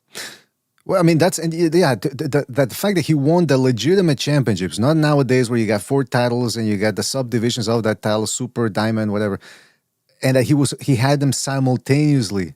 That's why I'm not all that impressed nowadays with these weight hoppers. Again, 4 titles, people legitimizing 4 titles, and then 16 divisions, however many we have nowadays. And on top of that, you think about this for Henry Armstrong. Here's another little trivia for people of why he belongs in the Mount Rushmore of boxing, and not some of these dudes from nowadays where people are so quickly impressed or easily impressed. Henry Armstrong, you see, he beat on the way up and during his championship, he beat Chalky Wright, Juan Zurita, and Baby Arismendi. Those are considered generally, when you talk about the greatest Mexican fighters of all time, he beat them. He also lost to Arismendi, but that was before he beat Arismendi when it mattered for the championship. He also beat other people on the way up before he fought Pidi Cerrone for the featherweight title, but they don't come to my mind. But he fought Pidi Cerrone. So he beat 3 of the greatest Mexicans of all time. He beat what was the guy's name? There was a Puerto Rican guy. Hold on, can you check? Do you have his record up right now? I can't right now. Okay, well, let me check it out. He fought one of the greatest Puerto Rican fighters of all time, beat him. And this guy was a big puncher. Let me just look it up here. Because, again, my memory here, I apologize. But so he beat 3 of the best Mexican fighters of all time. He beat one of the best Puerto Rican fighters of all time. Who was it? Hold on. I think it was when he was defending the welterweight championship. Maybe if people can tell us in the chat, somebody beats us to it. Pedro Montañez. That was the dude. January 24, 1940. So he beats one of the best of all time. He beat, obviously, some of the best American fighters of all time, such as, Lou Ambers and Barney Ross. And now that I'm looking at him, who else did he beat? He beat Eddie. Was that? Didn't he beat Chalky Wright also? Yeah, that's why I mentioned. Yeah, I mentioned three of the greatest Mexican fighters. Three guys who usually make it in the top 20, 25 Mexicans of all time. Pedro Montañez, one of the greatest Puerto Rican fighters of all time. Seferino Garcia, who makes the top 10 of the best Filipino fighters of all time. And like I said, he beat also top American fighters. So when you look throughout the list of the best this, the best that of different nations, he beat them. Mm-hmm. And he fought close to 200 times. And by the time he fought Sugar Ray Robinson, he already had over 144 fights. And I think there's about 10 years difference in age between them. That's insane. That is absolutely insane. I don't remember if it was a knockout loss or a decision fight. I thought it was a decision fight. I can't verify that right now. But it wasn't like Robinson just went and wiped the floor with him in shocking style and they passed the torch. It was, I'm sure he gave an account of himself the best that he could. Robinson was just, too big, too young, and may have been a better fighter as a whole. But we'll never know because they didn't get to see each other close to their primes. When you have a 10-year age difference and you're fighting as often as those guys did back in the day, there's not a time when they could have met where we can say, yep, that was both of them at their peaks, and this guy came out on top. Mm-hmm. Well, yeah, that's unfortunate sometimes. But hey, also, because here on Wikipedia they actually give you the age. That's what I like. Sometimes they'll give you the age of the fighter when on his record. He was 27 years old, almost 28, when he beat Cerrone for the featherweight championship. 27 years old. Okay, his record: 75 wins, 12 losses. I mean, he already had about 80 plus fights by the time he was 27 years old, man, fighting for the title.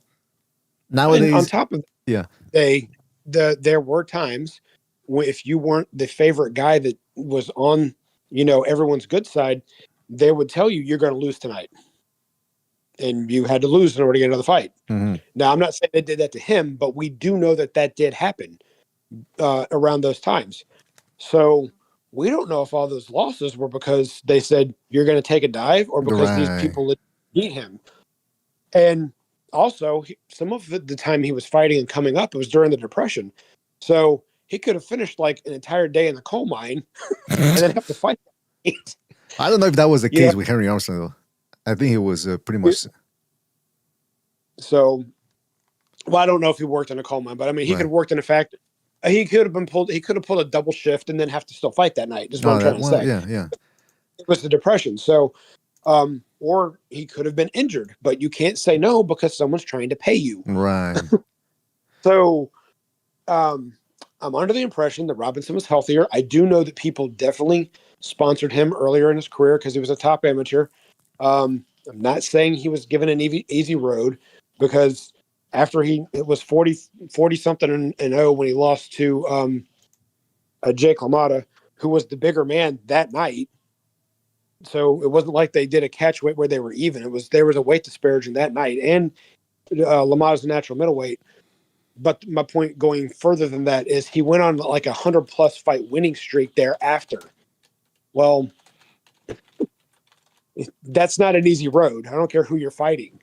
So it wasn't like he had everything going his way either. It's just the simple fact that Armstrong, I'm under the impression that things weren't completely on the up and up for where he had the opportunity to stay healthy and everything else, and to where he favored, to where he could always be the one where you had to beat him and he didn't necessarily have to beat you. Well, listen, with his style, I'm just surprised he didn't burn out earlier, and that he was able to get so much work done in less than 10 years or thereabouts. Because by the time he lost to Zivic, it was downhill from there. Even though he's still not. What the hell? Chief just dropped out. Hopefully his phone didn't run out of battery. Henry Armstrong. And here's another little factoid. He ended up losing his first professional fight. I forget who he saw. I think that was a story with Henry Armstrong that he saw a newspaper article about a fighter, and he saw how much that guy had made, and he said, "Well, I should. You get paid to fight, hey man, I'm with that." And he ended up losing his first professional fight. He was barely 20 years old, barely 25. But thereafter, he never lost by stoppage until the Zivic fight. So that's how tough the guy was. But the way he fought was high octane. And again, the plan from his manager was, well, listen, your contemporary is Joe Louis. You're never going to get out from under his shadow because you're a featherweight and he's a heavyweight. So the only way you can really try to do that or match what he's doing is be a weight hopper. And Henry Armstrong ended up doing it. And no one's ever held 3 lineal titles at once ever since. In fact, there was a Ring Magazine article. If you read the archives there, it's from 96 or 97? Because those were the issues that I was reading for this one. But they had an article in one of those issues, the top 10 records that will never be broken. And one of those was Henry Armstrong holding the 3 lineal titles at the same time, simultaneously. And sure enough, no one's ever been able to do that. They've broken some of the other records on that list, and we'll probably get to that in another episode. But yeah, that just goes to show you. Oh, Chief is back. Chief, did you run out of battery or something, or what happened? No. Anyway, it doesn't matter. It doesn't matter. Yeah, if you don't want to say. There were things in the kitchen that I was trying to do at the same time, and when I went to put the phone on mute, it disconnected. So I'm back, and that's all that matters. Chief was sharpening knives. That's what he does in his spare time. I don't know why he's got so many knives in his house. I've seen it on camera, but it's a little disturbing. But hey, listen, Chief is so. Some people have guns. I have knives. I'm kidding, obviously, for people that think I'm being serious here. Moving on to the list of. I'm a retired cook, so I do have a lot of knives, but I use them for culinary. So go ahead, sir. Oh, there you go. Well, because I know you were in the Navy, as long as the bathrooms in your house are better than the ones they have now. Apparently, they're overflowing. Okay, so we're talking about lost media, especially as it pertains to boxing, obviously, and we're talking about fights we'd love to see. I've talked about Eder Joffrey a number of times on this show. Eder Joffrey considered one of the best fighters of all time, obviously the best Brazilian fighter of all time. And yes, indeed, in the top 100 punches of all time, Ring Magazine edition, they did have him in there. I forget what number. I should have written it down. But Eder Joffrey, you can watch fights of his. Unfortunately, you can only watch the truncated versions, and some of them you can't even fight him at all. And it's interesting because Joffrey is Chief was talking about that earlier, about guys who can punch with the right hand. This dude could punch with both hands. He could fight coming forward. He could counterpunch. He could do it all, man. He could do it all. But it's unfortunate because the story that I've read is that the Brazilian TV station that recorded his bouts and archived them ended up burning down. The building itself burned down, and I think with it, the footage. So you can watch his fights, but you can't see them in their entirety, especially the fights when he finally made it to the USA and fought at the Forum, the infamous California Forum, and he fought some of the best Mexican fighters of all time. And man, those were some wars. These guys were trading leather, something awful. And unfortunately, like I said, you can't see too many of his fights, especially some of his fights on the come-up when he fought his Argentinian rivals as well before winning the championship. I think it was before he won the championship. So those are some of the ones that I'd love to see, particularly the Vicente Saldivar fight, who Vicente Saldivar usually in the top 10 list of best Mexican fighters of all time. So of all the Mexican fighters that are out there, you could do the top 30 list. He's in the top 10. That's how good Saldivar was. But of course, there's a caveat. He was inactive, and even though Joffrey was older chronologically, he was active, whereas Vicente Saldivar wasn't. But anyway, I'd always wondered about what happened in that fight, and I'd read accounts. So I went back to Ring Magazine, because now we got the archives available, just to see what Ring Magazine competent professional writers said, and pretty much I reiterated what I already read, that Joffrey took it easy for the first 2 rounds, and then the last 2 or 3, whichever it was, he just turned it on and walked through Saldivar. But that's one that I'd like to see too, because there's no footage of that one at all. So I would just like to see how that one looked. Chief, anything you want to add before we move on to the next one? No, I mean, I only know him from Legend and highlights from YouTube. But the first time I heard about him was the Ring did 3 different magazines. One was like the top 5 division per division. Then there was the top 80 fighters the last 80 years and top 50 fighters the last 50 years, and he was ranked in all 3. Right. Yeah, okay. So I got a good write-up on him on all of those, but this was back in the 90s when there was no YouTube. So that's all I had to go by. I just knew the fact that he was special, and I would love to be able to watch him just from beginning to end. The only 2 losses he had was to a fighter that I got to meet in 2007 when Duran got inducted, was fighting Harada. A friend of mine named Eris, who's always at the Hall of Fame. I don't remember his last name. Starts with a P. But anyway, he's a freelance guy that does CompuBox and some other stuff. But he's the youngest, or he was the youngest person to be on the panel to vote for the Hall of Fame. And so I made friends with him while we were there. And he's like, "Oh, Fighting Harada's here. He never comes to the Hall of Fame. Follow me." And there's a picture that I have of I'm standing in the background with my mentor fighting Haradas in there. Somebody else is in there, and then Hagler's sitting on the couch in front of us. So it was like a really come together of some of the minds, and I just happened to be lucky enough to be there. Really? So you met Fighting Harada, and how was, like, it was a brief conversation, I'm assuming, right? Because the guy did he speak English, or? Well, it was the last day of the event, and the induction ceremony had already happened by the time I knew he was there.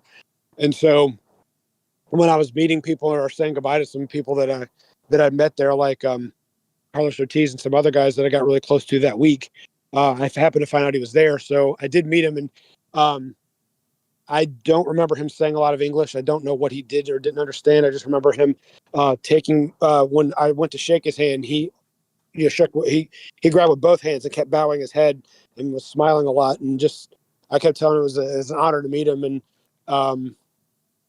he's a very humble guy. He wasn't like, oh, you're in my presence. He seemed like he was more honored that I wanted to meet him than it was to meet him, even though that wasn't the case. Well, that's a humble fighter indeed, right there. He certainly wasn't fighting Harada. No, but it's interesting, man, that you met him. I never heard that story from you. That's really interesting. The only reason I broke my mind is because we're talking about Joffrey. Right. But interestingly enough about Joffrey is that when he turned pro, I think it's when Rocky Marciano retired, and by the time he retired, so in other words, he lived through the reign of Rocky Marciano and the latter reign of Muhammad Ali in the 70s. That's how good this dude was. He was 36 or 30 something when he beat Saldivar. And by then, again, you know how I was saying how in the 90s, if you were 36, 38, you were already considered finished. Go back to the 70s, early 70s. That was ancient.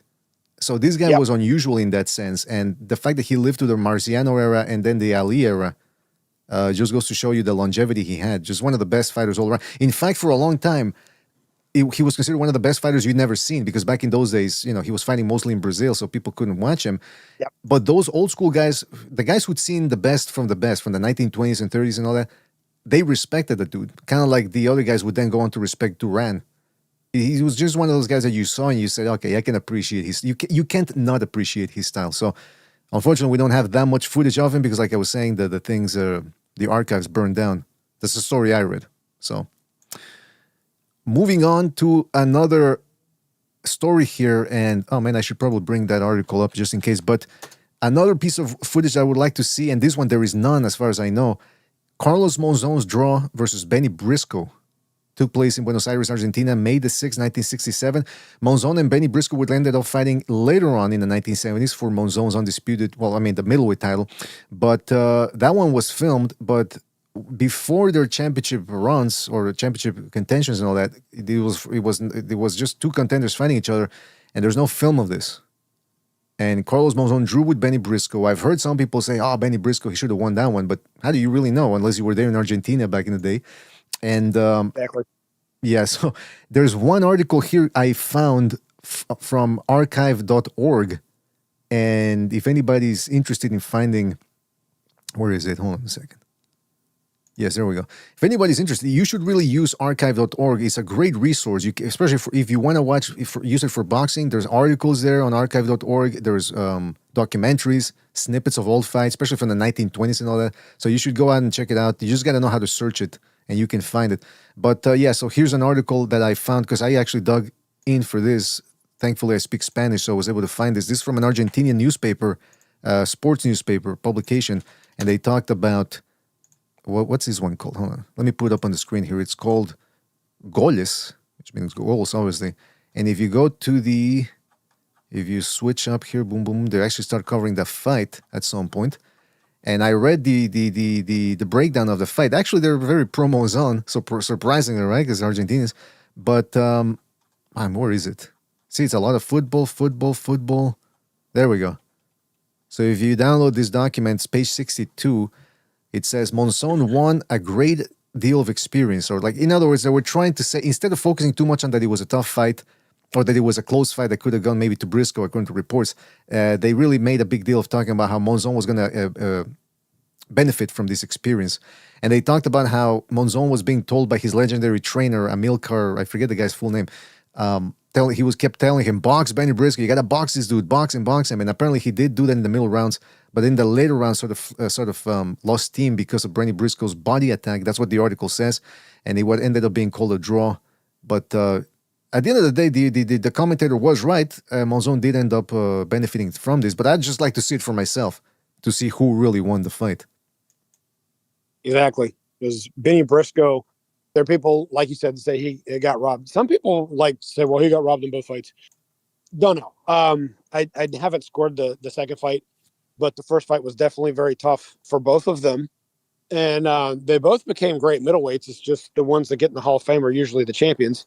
So Briscoe's known as the tough contender that a lot of people are in the Hall of Fame for having to fight. And unfortunately for him. But yeah, he definitely helped shape the legend that maybe he hit him so hard to the head. That's why Monzon went crazy later in his life. I don't. No, well, they say that he was already living when he won the championship. He became a superstar and he lived like one. Fast life, cars, and all that. So he was already a bit. And he looks like a caveman too. So I don't know if that's some. He was it's like Edwin Valero too, the legendary because of his everything that didn't happen. But yeah, he also looked like a bit of a caveman, like Macho Man Randy Savage a little bit without the beard. So maybe that has some, I don't know, physiognomy. Maybe that's real. They ended up fighting. They ended up fighting 5 years. If you correctly, kind of because of the way the hair was, and I have no idea what color his eyes were. But if you remember, they were saying that a young Duran, when he had the beard, reminded them of Jeff Frazier. Reminds you of Charlie Manson. Put a beard on myself, and if he doesn't have some of those same features to as Duran, and would look the same way with that wavy hair and a scruffy beard and stuff like that.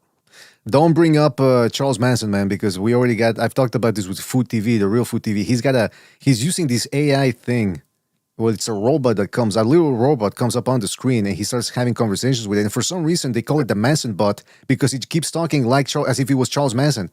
He keeps bringing up these weird analogies like, when the night comes out, who are you going to be? You going to be the sheep or you going to be the wolf? It's like, what? So please don't bring up Charles Manson. But I was going to say that, yeah, so just to reiterate, Monzon and Briscoe did end up fighting 5 years later for the championship. And Monzon ended up beating him again. But again, like Chief said, it was a close fight. And a lot of people loved Benny Briscoe because of the whole Philadelphia lineage and the fact that he had an entertaining style and he never made it easy for anybody. You know what was interesting, though? For a long time, I had been under the impression that Briscoe had never been stopped. But then I learned, because I was reading more up on Briscoe's fight, because, I don't have all this shit memorized. Rodrigo Valdez stopped him. He was the only guy to stop Briscoe. I didn't know that. I was under the impression that Briscoe had never been stopped. All I know is that he was so tough, he made Marvin Hagler bounce on his toes, use the jab, and backpedal most of the night. Yeah, unseen. Something rarely seen. But yeah. I've got that fight. You got what? The Hagler Briscoe fight. I've got that one. Oh, good, yeah. I remember they used to show it on ESPN Classic. Yeah. Yeah, you meant the fact that you saw Hagler fighting like that was unseen. You're correct. We didn't see that very often. Right. This one is another one that I would have loved to have seen just because of the story surrounding it. Let me see if I can find a picture for this one just to put it up on the screen here. Well, I guess not. Well, I'll put a bunch of pictures here. Randy Shields versus Sugar Ray Leonard. This happened in October the 6th, 1978 in Baltimore, Maryland. And just to give people a bit of a rundown on this fight, Randy Shields was a top amateur, American amateur, who ended up beating Leonard in the amateurs. But then when it counted the most, I forget if it was in the championship level or if it was on the Olympic, what do you call it? The trials. I think it was, what's the difference between the trials and the box offs? Because I think they're different, right? Or is it the same thing? I don't know how it's changed over the years, but by the time I got involved in stuff, the trials happened. There's different people qualify for how they've done in different tournaments and where they've placed. Mm-hmm. So you get invited to the trials, and then as you're going through, if you win out, you're the champion. If you have one loss but win the rest of the way, you've won through the losers bracket. And then the champion and the challenger, i.e. losers bracket, have to fight. If the losers bracket, which by the way, for the record, was Floyd Mayweather, just to make a point, wins, you have to fight a second time. So if the champion wins, it's over. So when Tarver was fighting, guy's name was Stewart. I don't remember his first name. Tarver won the first night, so he walked over. He won, and that was it. Klebe lost the first night and had the second night off, so he had to win. He had to beat Joe Messi on the third night. He knocked him out in the first round. Floyd won the first night and the third night. My friend Brandon fought Fernando Vargas, and my friend Brandon was the challenger, and he lost. So Vargas made the team. If he would have won, they would have had to fight a second time. Because Vargas was the champion going through. So that's the way it worked back then. I don't know when in Ray Leonard's time if it was the same way or not, because that's a bit before my time of how that had to happen. Mm-hmm. But and I don't remember when he fought Randy Shields in the amateurs. Well, what I do know. Go ahead. Go ahead. No, go ahead. No. I was just going to go through Randy Shields' record real quick. Professional record. Yes, professional record. Well, I mean, I could probably hit the amateur side too, but he had already lost to Benitez the fight before he fought Leonard. Mm-hmm. And he lost to Pino Cuevas also, but he went the distance with Cuevas. And Cuevas didn't go the distance with too many people when he was champion. Mm-hmm. So he was obviously a very tough guy. Even though he was stopped 6 out of 9 times. Right. Well, apparently in the amateurs, he had a reputation of having an iron chin.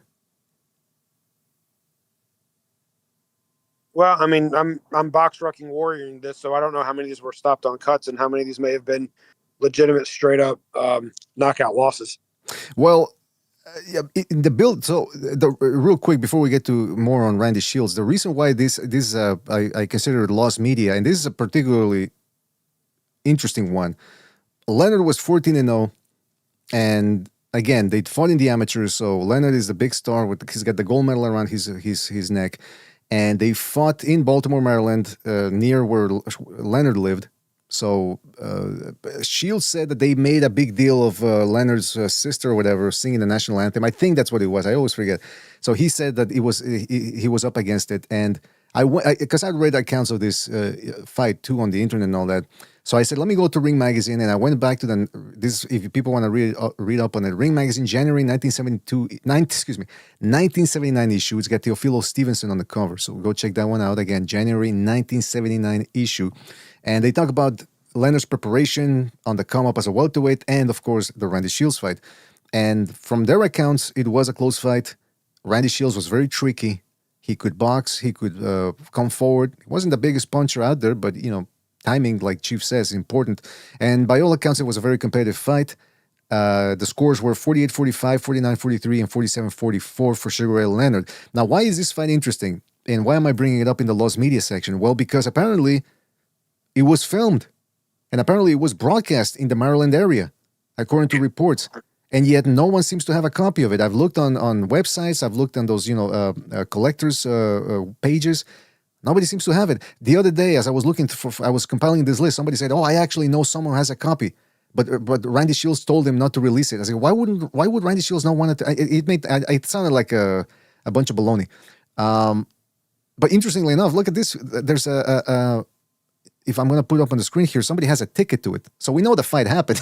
That's not the problem. I mean, people were there watching it. But if they were filming it, how come you can't find a copy of it? If it was broadcast. I know it's 1970. When did I say? It was 1978. So VCRs existed, but they weren't exactly cheap back then. It was quite expensive. So that's why I believe why nobody has a copy of it on beta or VHS. But wouldn't that network have it or something? I don't know how this fight. And I would love to see it because Randy Shields thinks he won the fight. Other people said no, it wasn't as close as he makes it out to be. I looked it up. And I went on, I reread the part there on Leonard's autobiography called The Big Fight, My Life In and Out of the Ring.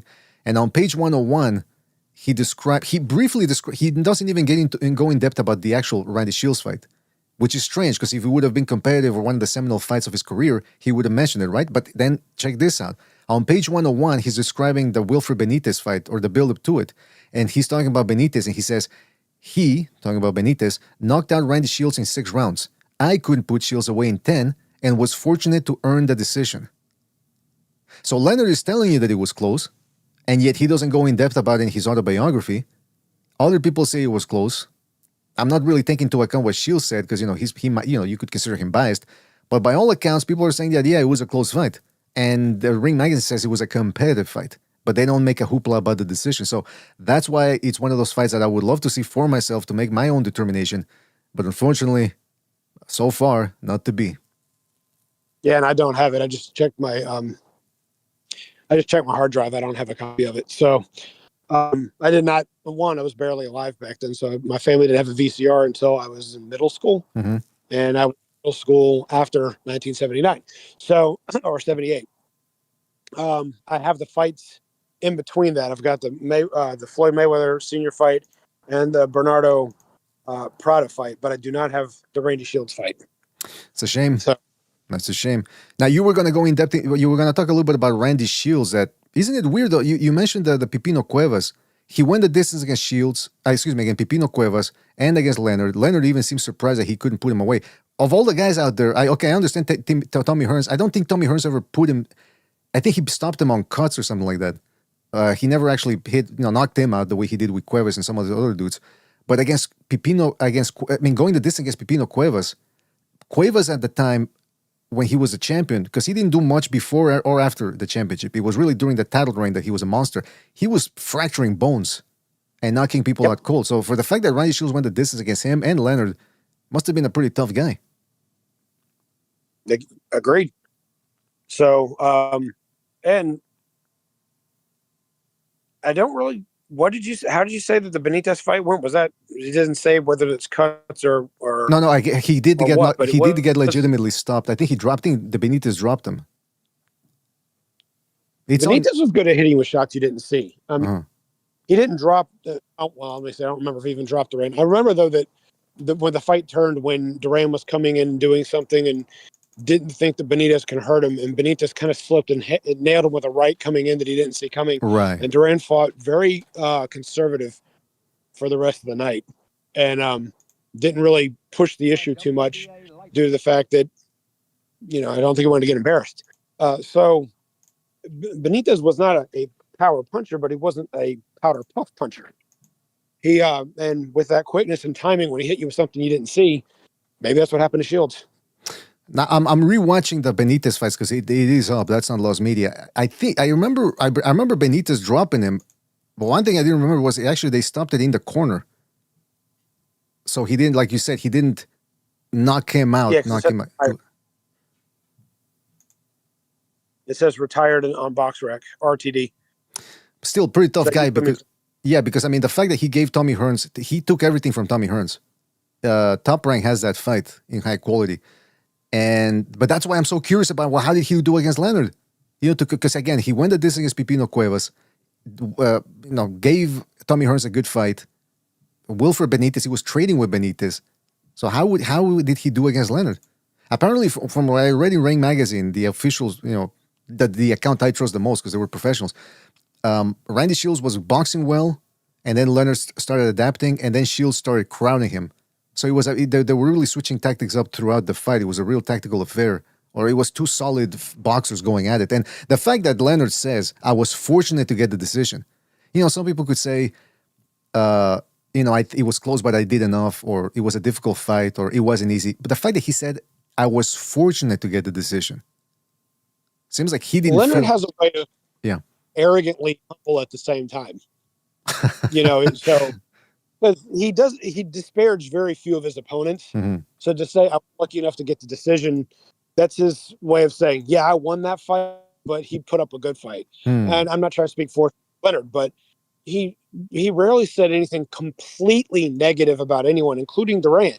So he just had this way of saying things to try and I won't say try because I don't know what he's thinking. He had this way of saying things that would give his opponent the best compliment possible while not trying to give them too much praise. And it's a smart trick because now you've never fought a bum. Everybody you fought was legit on the. So Leonard's very smart. So, Floyd calling Arturo Gatti a C-class fighter may be true, but now, okay, great. How did you prove your best pound-for-pound fighter by being this cream of the crop guy and you just destroyed a C-class fighter? you were supposed to do that. Mm-hmm. But Leonard didn't do that. I was fortunate enough to get this. And, why didn't you rematch Benitez? I barely beat him the first fight. He was, I won't say comfortably ahead, but once that knockdown came in the 15th round,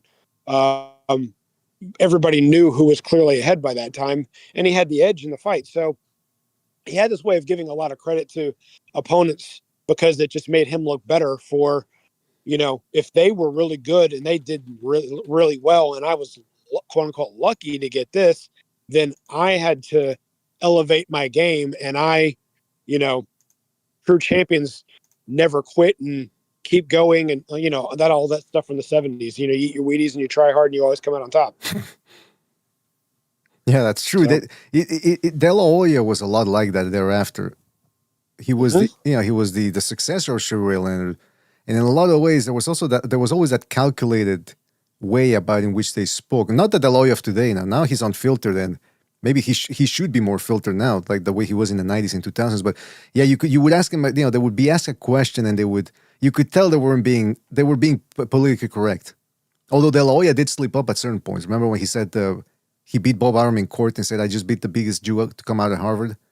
So he could he could slip up every once in a while. Or when he said, well, anyway, yeah. But yeah, you're right though. That is a bizarre statement. I mean, a strange statement from Leonard. It's hard to decipher exactly where he was going with that. But interestingly enough, I just think what he meant. I've never met the man a day in my life, so and I've never asked him about it, obviously. But he just had a way of never insulting his opponent to the point to where because when you look at Ray Leonard's record, no one says, "Oh yeah, look, he fought that bum, or he fought this bum, or he fought this." Everybody's a quality opponent because he gives everybody the biggest props possible, and there you go. So he was very smart and calculated. He was very articulate. So he's smart in and out of the ring, obviously, because he's still a multimillionaire. But yeah, that's true. Moving on. Well, I mean, I was just going to say that people, now that I think about it, I would recommend people to read Sugar Leonard's autobiography. I'm not much on these sports biographies, but I read Leonard's autobiography, and I also, 2 years ago, I read Michael Spink's one, and it was actually pretty good. I think I'm going to start reading more of them. But one thing there's a video out there from ES News where he's at Joe Goosen's gym, and Randy Shields is there, and Joe Goosen worked with Randy Shields, both Goosens. And Ellie Segbach asked Randy Shields, well, who hit harder, Hearns or Leonard? And he said Leonard, interestingly enough.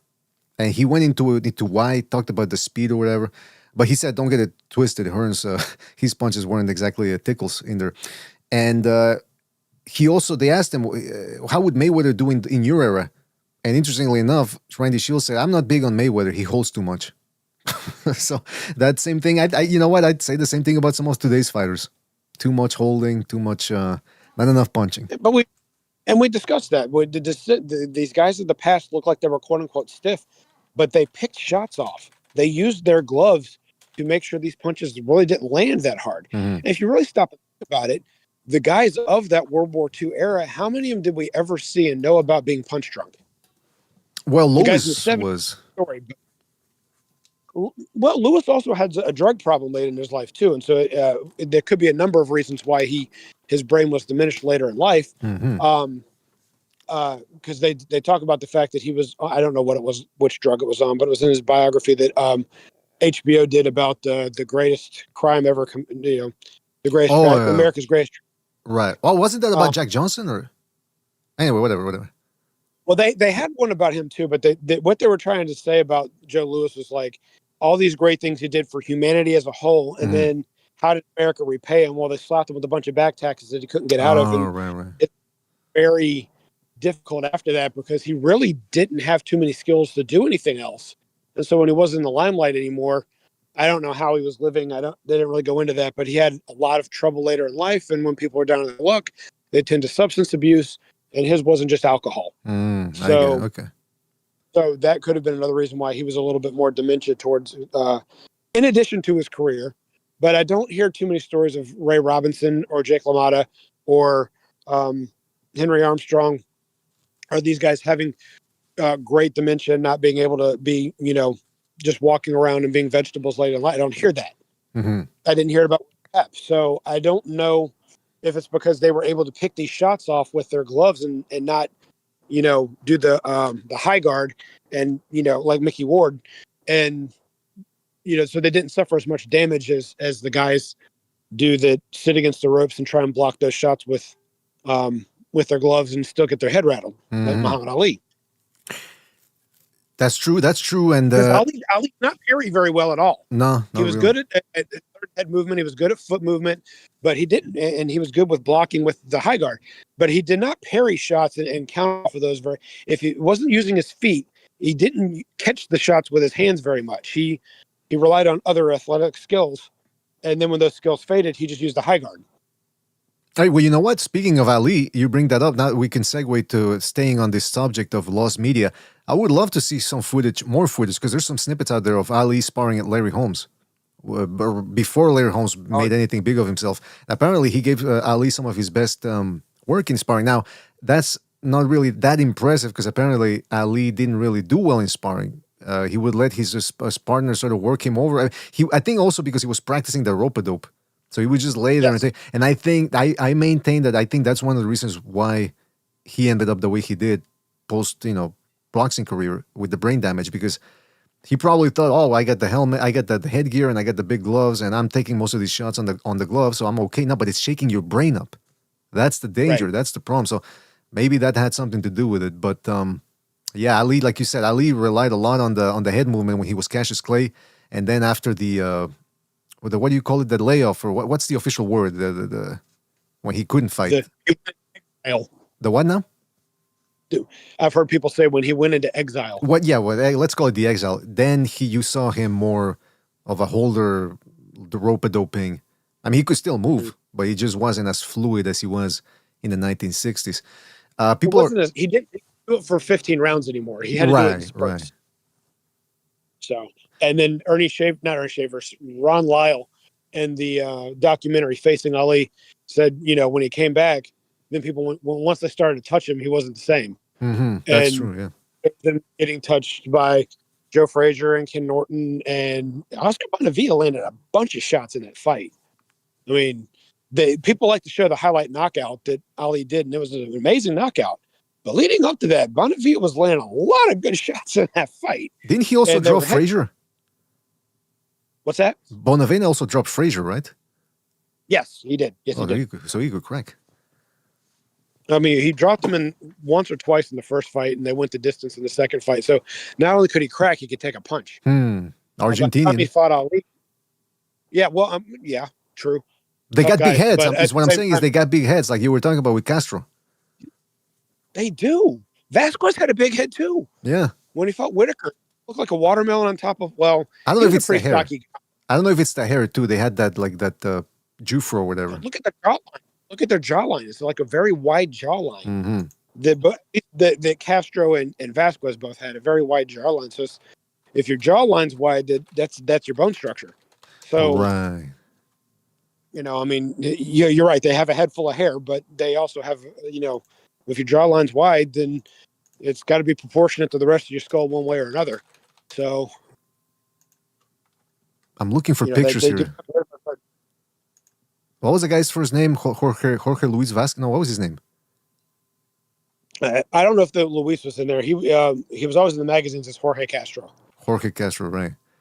Yeah, maybe it's because the name was Julio Cesar Vasquez. Right. Yeah, Castro was the guy who. Yeah, okay, yeah. I mean, okay, I'm looking up Castro. He did have. Look at his jaw. Hold on. Chief is right. It's not just the hair, the curly hair, but look at the jaw. Look at that. Well, there he's a little heavy there, but like this one here. Let me see if I can make it bigger. It's from TikTok. What the fuck? Well, yeah, that'll work too. If you go back, so when you've got that conglomerate pictures over to the left, the one in the bottom right corner is a close-up of his face. Which, not the one you're scrolling.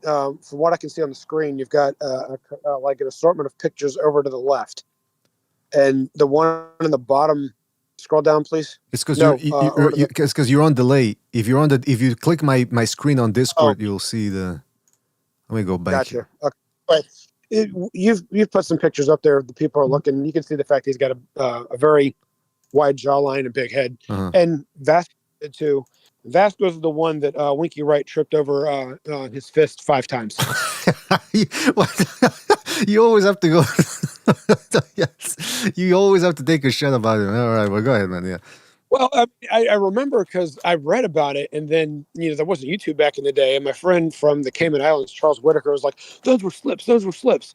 So okay, for forever slips. But then I found it on YouTube, and I watched. I went back, and I didn't watch the entire fight. I went back and watched the rounds that he was knocked down once or twice in a round, and so I went back and looked at those, and those were legitimate knockdowns.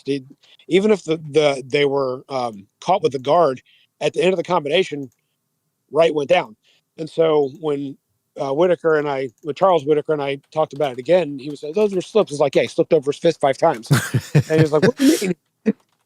So I watched the fight, and Charles didn't know that I did my research like that. So Chief, but anyway, he was. Look at Vasquez, Julio Vasquez's chin. I think that's the one you're referring to. Compared to Castro, look at his chin. No, they both have wide chins, but his is definitely wider. Yeah. This is what. Listen, the youngins. I don't know if you're up to this because I'm hip. I know about this on TikTok and all that for about 10 years now. There's something called looks maxing. Looks maxing is about always optimizing your looks and all sorts of tricks, and they're obsessed with jawlines. And there's one thing called bone smashing, where they take a hammer and they lightly tap the chin bones every day because supposedly that starts molding the bones. That's how obsessed they are. This dude looks like he's been look maxing for the past 50 years. Look at him. That is quite a jawline. He looks like, remember the guy from Tango and Cash? This dude, I forget this guy's name. Robert Zadar, that's his name. I don't know his name either, but once you said Tango and Cash, I knew exactly what you're talking about. That's the same guy. You broke that jaw? Look at that. It's tremendous jawline right there. That's the actor now? Yeah. Okay. Well, it has been a long time.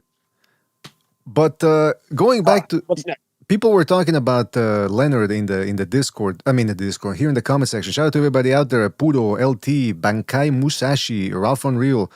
Hopefully, you guys enjoying the show. Maribel Colon. People were talking about, well, Deloy and Trinidad couldn't beat Leonard, and Leonard, as I was reviewing his autobiography when I was looking for the Randy Shields part, he said something interesting. He said when I was on the come up, most of the media thought I was only a boxer. They thought I was a cutie. They didn't understand I was a puncher too. And I said, yeah, it's true. If you look at some of his early knockouts, this dude could crack with that left hook. And we were talking about Roy Jones earlier, and I think I've said it before in the podcast, but Roy Jones was a double threat because not only was he extremely fast, possibly the fastest guy I've ever seen in my generation, but he could also punch. He was a puncher with fast hands. Yes. So is Roy Leonard, just not quite as powerful as Roy. Well, let's phrase. I think Leonard consistently fought tougher men that could take it better than Jones did coming up. Because until Castro, he was fighting a lot of guys that were. You look at their records and you really don't know how good of a punch they could take. And then there's that one real highlight. I don't remember. The guy's wearing like white shorts with like a red stripe, and Roy throws a 1-2 and lands a right hand right about the ear. When the guy falls down, you look at him, his mouth's open wide and his eyes are all bugged out. Yeah. Talambe, something African, something, I think. No. Kalambe was, well, first of all, Kalambe. No, no, not Kalambe, but it was Mathlane? No, I forget. Anyway, go ahead. Yeah. Are you talking about Malinga? Let me look it up because I don't know. But yeah, keep going. I didn't want to kill the momentum. Malinga's not the one I'm talking about. This was why he was still a prospect. Mm-hmm. I do remember the Malinga fight, but he beat Malinga up. Once he landed that hook that stunned him, he finished him off good. There's another one where it's early. I don't know what round it was, but he just does a 1-2 and it looks completely effortless. And the guy stops, turns sideways, bends his knee, falls on his back, and then he looks like he's going through like possessed. And during the process. My thing is, I didn't take Roy's punch, but Roy wasn't known for having this huge right hand, and it just didn't look like that did the kind of damage that this person was making it look like he suffered from. Mm-hmm. Now, maybe it stung him pretty good. I don't know. Like I said, I didn't take the punch. I've never taken one of Roy Jones's punches, and I never want to. But I'm thinking he got hit hard enough that he went down. He's like, I don't want to get up again. So he goes into this situation of like, yep, this is the hardest I've ever been hit. I'm going to, let my eyes pop out of my head and like open my mouth real wide like a freshwater bass and just let the fight get stopped. Having said that, Leonard fought a ranked middleweight or a formerly ranked middleweight as a welterweight contender. Roy didn't do that. Roy didn't, at junior middleweight to middleweight-ish situation, didn't fight a light heavyweight as a contender. So Ray fought what was under the impression of being tougher men, and he still knocked many of them out. I think Roy's a much better athlete. I think he has much better reflexes, and that's saying a lot because Ray Leonard had amazing reflexes and was an amazing athlete. But I just think Roy was on a higher level. Well, having said, go ahead. I think that Ray also was talking about having hand problems in the Olympics or in the amateurs. Interesting. But Roy didn't talk about. I mean, he did talk about how he hurt his right hand in either the Tony or the Hopkins fight, and one of them he had a sprained wrist. So he had his issues also. Right. But we're also talking about a natural junior welterweight in the amateurs turning into a welterweight versus the junior middleweight that moved all the way up to legitimately moved up to light heavyweight.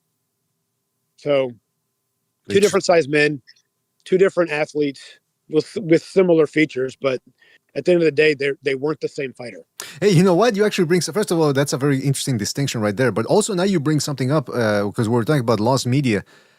There is an infamous tape that's in Roy Jones' private collection. I think his father has it, of Roy Jones sparring Sugar Ray Leonard. Late 80s, early 90s, yeah. I've never heard this before. Yeah, so that I would love to see that one. Also, interestingly enough, there's footage of Roy Jones sparring. It wasn't Lindell Holmes. I forget whom he's sparring, but it was like a French contender type guy.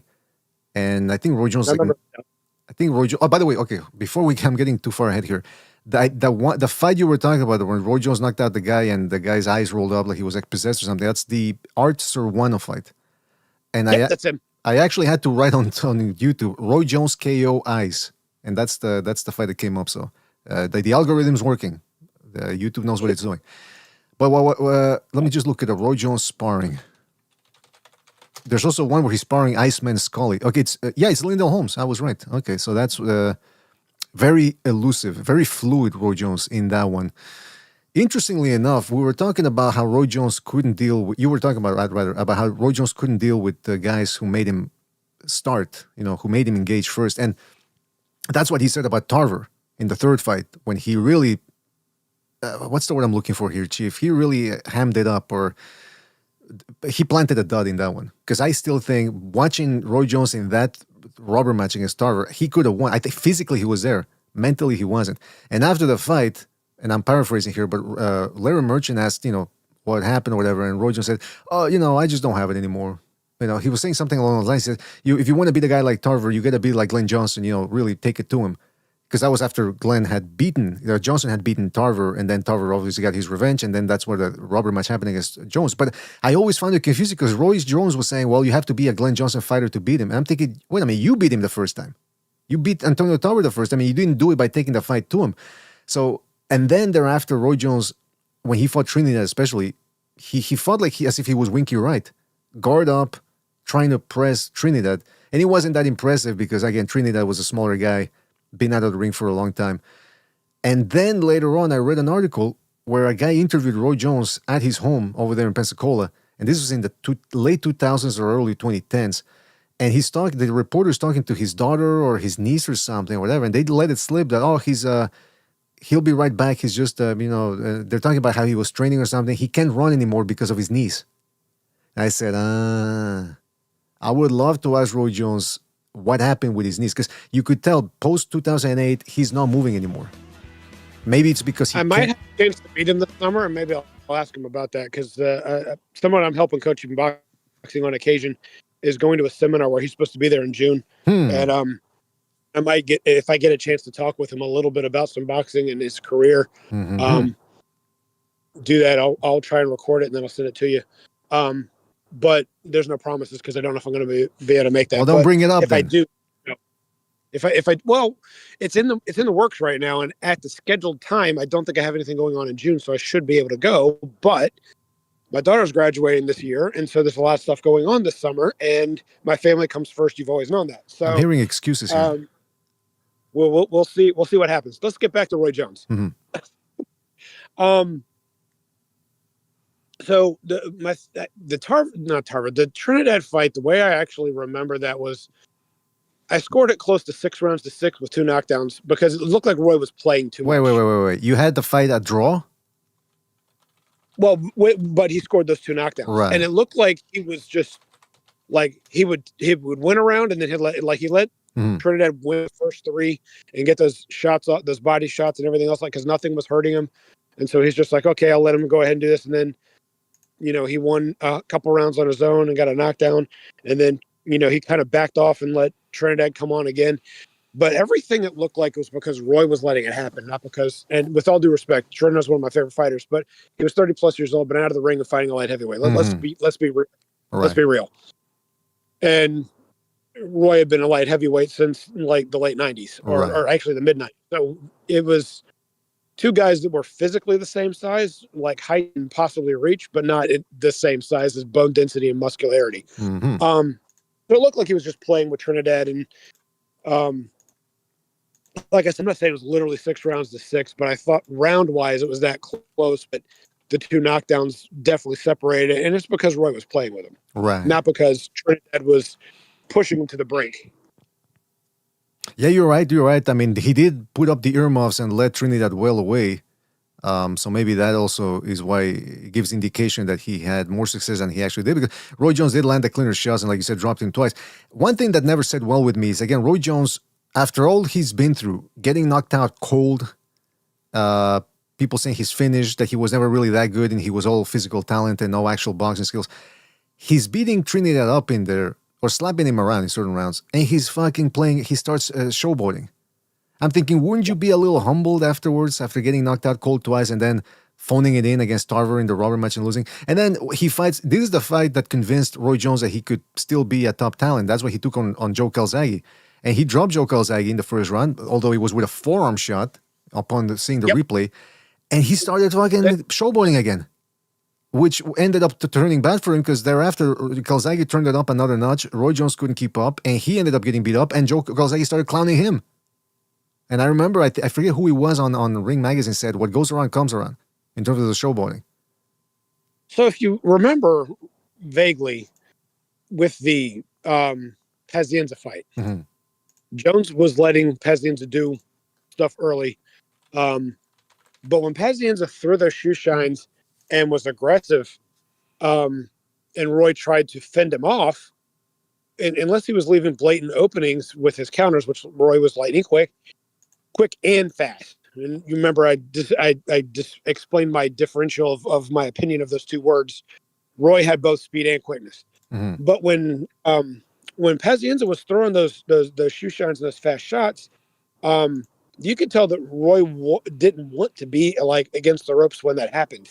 So if you were tough enough to have fast hands and could put a work rate out there, I think Roy Jones would have had trouble with a fighter like that. Now, who in history in the weight classes he had that he fought had that type of skill when he was at the top of his game that could have done something like that? The closest thing you're going to have is a prime Joe Calzaghe at 168. Okay. And the young Joe Calzaghe could punch. He became the volume puncher when his hands started to get brittle.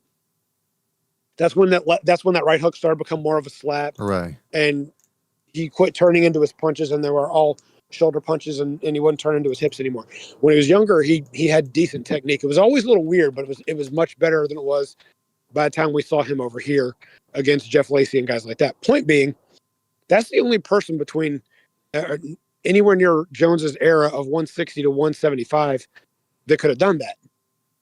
And I'm not saying Joe would have beat him, but that's the only person I could think of that had enough hand speed to outwork Roy.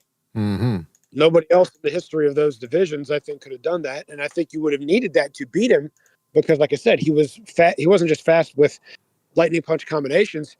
He would hit you with that hook before you knew what was coming. Exactly. So I don't see Andre Ward risking. He's not going to risk it against someone as slow as Kovalev. What's he going to do against Roy Jones? Exactly. Yeah, that's a good point, man. That's a great point. And, you were talking about combinations and how fast Roy Jones was. I don't know if you mentioned this one because I think you mentioned several fighters, but the Reggie Johnson fight, I think it's the second knockdown. Reggie Johnson, competent southpaw, I think he'd beaten Steve Collins at that time. He had some good win. Some people say he got robbed against James Toney. So it was a good elusive southpaw, and it was for unification like heavyweight. So there was a lot on the table. I think all the belts were on the line. He fires a southpaw jab. Excuse me. All but one. Okay. Oh yeah. Well, Mikucheski. right. Yeah. Right. But Ray Johnson fires a jab, and Roy Jones comes up over the top with an overhand left, and then a right hand, a straight right. And it's so quick. We've played the clip on the air before, but I don't know if we can still play it. But I think we could because it's old HBO. But anyway, that's how you hear it. Just ultra quick. Ray Johnson didn't see it come, didn't even have time to register. He goes down. And again, if you watch it on the replay, it's not that impressive. But when you watch it real time, you go, and remember, everything looks slower on camera for some reason. If you're Reggie Johnson, he didn't see that coming. Reggie Johnson was in the middle of a combination when those punches landed. He was throwing his own combination when Roy did that. That's insane. Well, I mean, that's. And then I mentioned Reggie Johnson, but I didn't go deep into him earlier when we were talking about Roy's career. Sometimes your best performance isn't against the best opponent, sometimes it's not a win. And in Roy Jones' cases, it is. But I'm going to make a little one of George Foreman's best performances later in his career was Evander Holyfield, and he lost that fight. But the way he was able to throw those combinations and hurt a steady champion in Evander Holyfield, that was the best performance he probably ever had in his life. Also one of Holyfield's best, because those combinations he was throwing, given it was a big, lumbering, massive person in front of him that was hard to miss. But those were some amazing combinations, power shots that would have put nobody else I can think of would have been able to withstand those combinations, landing that hard, that clean, that fast. Okay, now let's go back over to Roy Jones. My parallels, one of Jones's best performances, even though he fought better competition, was Bryant Brandon. What he put together in that fight was just 5 left hooks in a second. Mm-hmm. He 4 or 5. It was at least 4 left hooks in a single second. Now they were throwaway flurry hooks. They weren't like big Joe Frazier hooks. But who can throw a hook that fast anyway? Let alone 4 in a second. And on top of that, the combination he knocked him out with, he was against the ropes, and he landed a left uppercut with a double left hook, and down goes Brandon. Who throws that combination? Who against the ropes, when a guy's coming at him, finds a way to land the uppercut off the lead hand and then follow it with a double left hook to floor a person? I've never seen anyone throw that combination since. Incredible physical talent, that's for sure. Yeah, I mean, I say a lot of things that come across as disparaging against Roy Jones. It's because of his selection against people that he fought, and then how he thinks he was underappreciated because he wasn't paid while not taking on the likes of Ben Eubank, Collins, and Mikucheski, or even Michael Nunn and Rakajani. Some of these people earned their title shots, like Rakajani and Nunn. So he has his own faults, but what he could do physically, and the way he studied Tony, which I don't know when I saw that video, but when I finally saw it and I went back and watched that fight with my friend and saw how he, when he almost overcommanded that right hand, but saw Tony sitting back, cocked ready to throw that right hand, and decided not to follow through with it, but just throw it as an arm punch. It's because he knew what Tony was about to do. He was mentally prepared, studied, knew what he was doing, and then his physical gifts were just absolutely. I've never seen a fighter like him when it comes to that. I just wish he would have done it against better opposition. But his best performance to show everything he could do when he was on point was Bryant Brandon, because everything was quick and fast. It was powerful. And he showed that he could do things that nobody else could do. Like what Steve Farr was saying about him.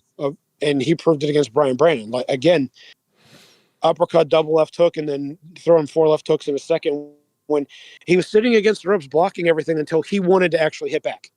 Once he saw an opening or something's like, okay, I've had enough fun with you beating on my arms. Now it's my turn. And he just goes on an onslaught, and there's nothing Brandon could do. Yeah. But that's the thing about Roy Jones too. Certain spots, he's like, if you didn't engage with it, I think Steve Kim wrote it that way, that the problem with Roy Jones's fights and performances is that his opponents start off trying, then they taste his power and his speed, and then they go, no, sorry, Bob, and then they refuse to engage, and then Roy Jones also refused to engage, so it becomes a non-eventful fight. And Yeah. I have to point this out. Roy Jones was not physically finished by the mid 2000s. He was mentally shocked and shell shocked. So I've never really seen a fall from grace that big. Maybe Donald Curry, but the fact that Roy Jones, this is even worse because Roy Jones was considered Superman. He'd just beaten John Lewis at heavyweight. And this wasn't Crawford Canelo, where they're essentially the same height and pretty much the same size, despite what people are trying to tell you. This guy fought a guy who had 4 inches on him and about 20 pounds on him. So Roy Jones was considered invincible by then. And then from that year to the next, or actually late 2004, he's considered done. And then he fights against Tarver and phones it in, doesn't even really try. And then he goes, it's like he's all nonchalant about it, like he's not bothered by it. It's never seen a fall from grace that much. It's almost like, it's like if Usyk all of a sudden starts losing 5 in a row and quits in the middle of a fight. You know what I mean? It's bizarre. But maybe that's... And you might be right. The fact that it was more to the point that he didn't want to put himself through the risk anymore. And so he was fighting too safe and still getting knocked out by some of these guys, but too defensive, too let me try to survive, and end up taking beatings in the process. Mm. Let's put it this way. Other than the Tarver fight, when did Roy dig deep to pull out a win? Exactly. That was the first one. And he was on his way to doing it against Griffin, maybe, you could argue. You could. I mean, I don't know if it was digging deep or if the tide was just turning due to the cream was rising to the top. But I'll give the benefit of the doubt, since I'm giving Roy props tonight, and I'm not trying to do the hating thing. So yeah, you could say he dug deep in that one because he was behind on one of the scorecards, and arguably would have been behind on at least 2 of the 3 scorecards had the fight kept going that way, and he not looked for those openings. When he stopped fighting too defensive and trying to use his jab and started leading with hooks and his combinations, the tide was turning. Creed Ramos was in the top, dug deep, all of the above, check that. But because Tarver was starting and closing those rounds by beating all over him in the middle of those rounds, and how Roy won is very similar to the way Floyd would do things. You know how Floyd would just lunge in and throw a jab to the belt line and then jab to the belt line, and all he's doing is really keeping distance, because it's not like those jabs to the belly were adding up to people to where they're getting tired later. He was just touching them. Mm-hmm. Roy was doing something similar. He'd do like a flat pappy jab upstairs, and then he'd just throw a right hand right to the body on Tarver. And so the first 10 to 30 seconds would be Tarver coming out and beating all over Roy. And then he'd muster his strength to close the round out. In the meantime, in between, through almost every round after that, it's Roy throwing 1-2s, but it wasn't like straight shots. It was just scoring punches and staying busy throughout the round over and over and over. So it's a 3-minute round. Mm-hmm. And some judges were like, look, you're beating all over him, but your punches are starting to get a little wide, Tony, and you're maybe just hitting gloves and nothing's hurting him anymore. And then for the other 2 minutes and 30 seconds of the round, he's dictating the pace by just throwing 2 shots at a time, and you're not even responding. You're just blocking them. And so remember, ring generalship can win you rounds. And that's kind of what, like you said, Tarver kind of crapped the bed because he didn't keep it up. Crap the bed. That was like lose. That was, I don't like to cuss. I slip up sometimes. So crap the bed. So, he was throwing throwaway shots, but they were scoring. And they were scoring round after round after round after round. And it was a close fight that Tarver lost, but it was because he just wasn't active enough in those middle rounds. He was just fighting in spurts at the end of each round. And if he would have been landing cleanly, when Ray Leonard did that against Hagler, he was landing clean. He was landing clean shots. They were flashy, they were showy, and they weren't blocked. Mm-hmm. They were landing on that big, dome head of his that is plain and easy to see. So they gathered a lot of points. They garnered a lot of attention, and Ray ended up getting the win, whether people think he really should have or not. He won the show. What Tarver was doing, he was hitting arms and gloves and just beating on, and Roy's face was marked up, but as L-Dog used to point out, sometimes your face can get marked up when you're in the high guard and someone's beating all over your gloves all night. You can still get bruised even if these punches aren't effectively landing. And that's kind of what Tarver was doing. In the early rounds, he was landing, he was getting through the guard. In the middle rounds, he was doing the same thing. The punches didn't have the same snap on them, and Roy was blocking them. And in between those moments, Roy was scoring. And that's what cost Tarver the fight. Yeah, Tarver let it go a little bit because Roy Jones did start countering him, particularly to the body, and that shocked like a lot of Roy Jones' opponents. They got shocked. He got shocked. Yeah. And then Roy Jones started fading because of the weight cut, and Tarver jumped on him in about round 9, I want to say, 8, 9, 10. And then he let it slip in the 12th. I mean, he let it slip. Now, of course, he redeemed himself with the rematch and the third fight. But with Roy Jones, again, I'm giving him a lot of credit about his physical talent. And again, I'm not one of those people that say, oh, he was all just talent and no skill. Because I've said it before, if you listen to his HBO commentary, he would say something's about to happen and then it would happen. So he was reading the fight. He had a boxing brain. It wasn't just a physical talent. And I've said it before, you look at guys like Zab Judah or Amir Khan, exceptional hand speed, but they couldn't come close to doing what Roy Jones did. So he wasn't just all speed and reflexes. The other thing I wanted to bring up, though, is that he was imperfect, and in hindsight, again, you look at the fact that he didn't fight Mitchell Welski, he didn't fight Chief said Steve Collins or some of these dudes from England.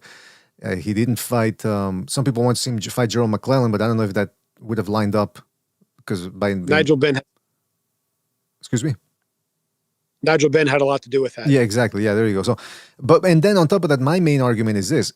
He gets knocked out by Tarver. He then gets knocked out by Glenn Johnson. And in the Glenn Johnson fight, he really looked like lackadaisical, but it was because some people argue, well, it's because he finally fought a guy who was willing to walk through his fire and keep on coming.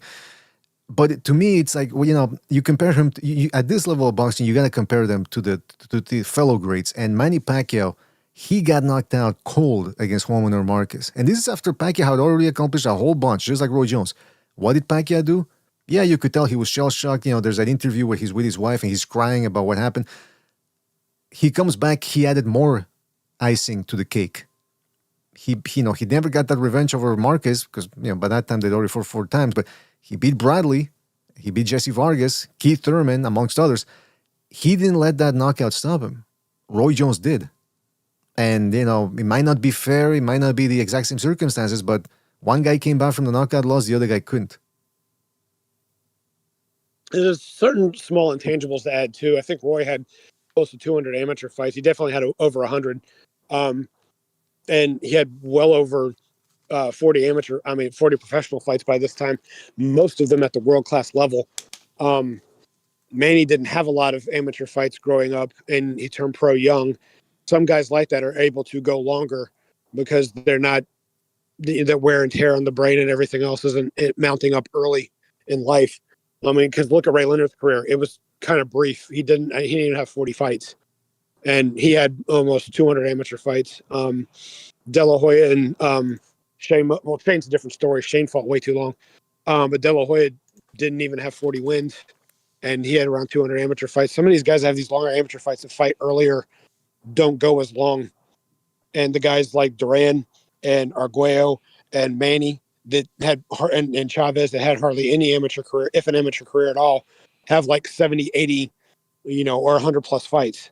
I'm just assuming that the amateur career has something to do with it because you're fighting so many people at your own skill level. So it adds up over time because punches to the brain, they add up. I don't care how old you are. I don't care how young you are. So that's the only thing I can think of. The guys that I know that had these really long amateur careers don't usually go as long. If they do have big records, it's kind of like guys like Pernell that stacked up a bunch of fights early and then, started fighting only 2 to 3 times a year later. He was also defensive, so he didn't take as much damage, but the point still stands. Dinner bell's ringing, so I'm going to wrap up. But Manny, he's just a different beast at the same time. He doesn't know how to take a day off. He's carrying the pride of a country as well as the pride of his family, as well as his own pride. According to his, I'm not one to judge a man's heart, but he claims to be a Christian, that he's going to try and give the best to glorify God in everything that he does. Roy has none of that. He fought for his country in the Olympics, but let's face one thing: the Olympics was more to try and propel people into major money than it was the fact they were proud of they're more proud of their own name than the name of what was on their shirt. I think Kurt Russell said that in Miracle. The name on the back is not as important as the name that's on the front. I'm not trying to disparage Roy. Well, of course, Roy is a Russian citizen now, so that just backs up my point on Wait this. a minute. But Manny is Filipino through and through and through, and he loves the Philippines. He represents the Philippines, so there's that pride factor there. He, just like Trinidad, he carries the entire country with him when he fights, and so there's pride on multiple levels on why he's not going to let something like that keep him down. Mm-hmm. Roy, at the end of the day, is Roy's about Roy. And I'm not trying to, all this credit I've been giving him all day. I'm not trying to start crapping on him now, but two different types of mentalities. You got, even though they're from roughly the same generation of people, it's two different mentalities. One is, I'm going to make myself great to get rich and for the fame and the glory. And one is, I'm going to represent everything that I do the best of my ability and give honor and glory to everybody but myself. Mm-hmm. And the latter one is Manny. That's a good point to end on, though, because it's true. You look at Roy Jones again. Some people didn't live through the Roy Jones era, and they didn't see how he was so dismissive of the fans and all that. Kind of like like some guys like Shakur Stevenson and all that. They say outright, "I don't care about the fans," but then like a guy like Andrew Ward retires, and nobody talks about him anymore. Nobody, as far as I know, I don't think his autobiography did all that well because he was one of those dudes that he pulled rank on people. Well, you don't box, so you don't know the struggle we go to. No, yeah, but we're fans. We know the struggle about paying for boxing and being disappointed so often. So it's like I'll put it this way: I've watched more boxing than he's been in fights. Exactly. Just because I haven't been hit in the head doesn't mean I haven't studied just as much as you have. Exactly, and that's the other thing. I was talking about that in the last fight. The last podcast, Eric Morales. Or even the guy you're not best friends with, Fernando Vargas. Everywhere he goes and there's fight fans around, they start congregating around him. There's just something about the appeal of a guy who's got skills, but he also has the ability to go out there and get it that infatuates boxing fans with that person. And Eric Morales is a guy. He didn't have to go out there against Pacquiao in the first fight and slug it out with him in the 12th round as a southpaw, converting to a southpaw and getting hit with overhand lefts over and over. But he was trying to make a point. Even at my disadvantage, you can beat me. And Larry Merchant showed him respect. And Larry Merchant's a guy who was there when Muhammad Ali beat Liston in the second fight. So he's about 5 decades worth of boxing right there at the time. And he said, he told Morales, "You didn't really have to do that, did you? Why did you do it?" And Morales just goes, "Did you like it?" And Merchant goes, "I loved it." And Morales very graciously goes, "Gracias, thank you." So that's what he was trying to get the respect of those people. Whereas people like Shakur Stevenson, who says, "If I'm winning a fight, why the fuck would I risk it in the last round? That's how you get knocked out." Well, very different mentalities. Some people don't have Stevenson's reflexes and speed, and other people don't have the heart and the willingness to work their way inside and slug it out with a guy and try to stop him, or maybe even stop him. And that's the latter. The latter is usually the guys that boxing fans respect the most. So if I can close with this, and I'm going to have to go. Well, first of all, BDA, do I have permission to leave after I'm done with my statement? I'll allow it. Today, I'll allow it. Okay. So there was an article a long time ago about the warrior mentality, and it was in like Boxing Monthly, Chaos. It was in one of the off brands, and they said, they put a picture of Gerald McClellan, Roberto Duran, Jose Chavez, and a couple others, and it was like, has it, lost it, almost had it, will have it, and, different levels of where they were in their career. Shakur Stevenson, despite all of his abilities and with all due respect to what he can do in that ring and what he's honed himself to be able to do, doesn't have that warrior mentality. And just because he puts on gloves and goes into a martial art of sorts doesn't mean he's a quote unquote warrior. The warriors are the ones that are going to take no for an answer of a loss unless they can't will themselves to that win. They're going to risk everything. And there's a pride factor. It's I want to prove to the fans. I want to prove to myself. I want to prove to my country. I want to prove. They fight with a level of intensity that's based off of something I can't put my finger on. But it's not just for money and knowing they're going to get adoration from their buddies. It's for more than that. And Shakur does not have that. It's not to say that he's not a good fighter or anything else, or not a talented person. I'll put it that way. But the warrior mentality, James Toney had it. Roy Jones didn't. Well, Roy Jones was a better fighter. He's a better athlete. Can I add this to what you're saying? I don't want to have the last word here, but you brought up a good point. You were talking about Leonard. When he was getting outboxed by Tommy Hearns, he's got one eye swollen. He's losing the fight. It's a 15-rounder. You're blowing it, kid. You're blowing it. What did he do? He went for it. He didn't say, well, I got one eye, and this is one of the biggest punchers in the welterweight division or in boxing as a whole. I'm not going to risk it. No, he risked it. Well, same against Benitez. He had to go hunt Benitez because Benitez was giving him fits with everything else. Mm-hmm. All right. I'm in trouble. I got to go. All right, Chief. No, well, your point is well taken. You brought up that you ended on a good note there, on an excellent point. We got to go, fellas, as you heard, Chief. Having me, but I got to go. All right. God bless everyone. I don't want you to get beat up there, Chief. Go ahead. Go. There you go. Shout out to the Chief Areno for jumping in here. There was an excellent show, almost 4 hours. Woo-wee. 3 hours, 53 minutes. All right, we got to do this more often, I got to tell you.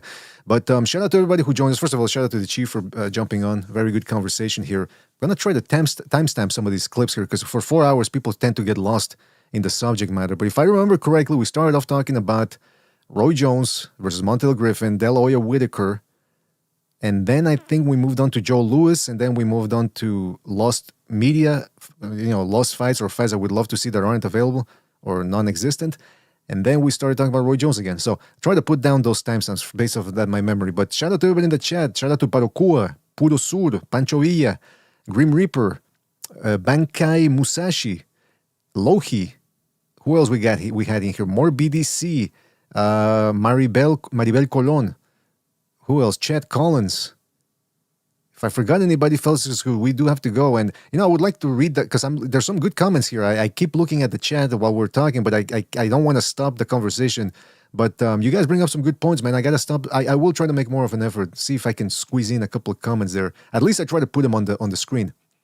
So shout out to all of you guys for joining us. Really appreciate it. Bankai Musashi says, Manny beat Bradley arguably thrice, destroyed Barrera twice, and lost to Ugas at 42. Yeah, that's a heck of a way to end it. Well, his career's not over yet, though, apparently. Him and Mayweather are going to do it in a real fight this September. Marquez was robbed in the fight that ended a draw against Manny. Well, some people actually say it's the opposite because of one judge who made an error there, tallying the scorecards. Anyway, listen, we got to go. Shout out to everybody out there who joined us. Really appreciate it. Don't forget to hit the like, subscribe. We'll try to be back with another episode before the end of the week. Don't forget, this Saturday, speaking of old school fights, El Vaquero Navarrete taking on Edgar Sugar Nunez. Should be an interesting one for sure. We'll see if Navarrete can live up to the hype that was there a couple of years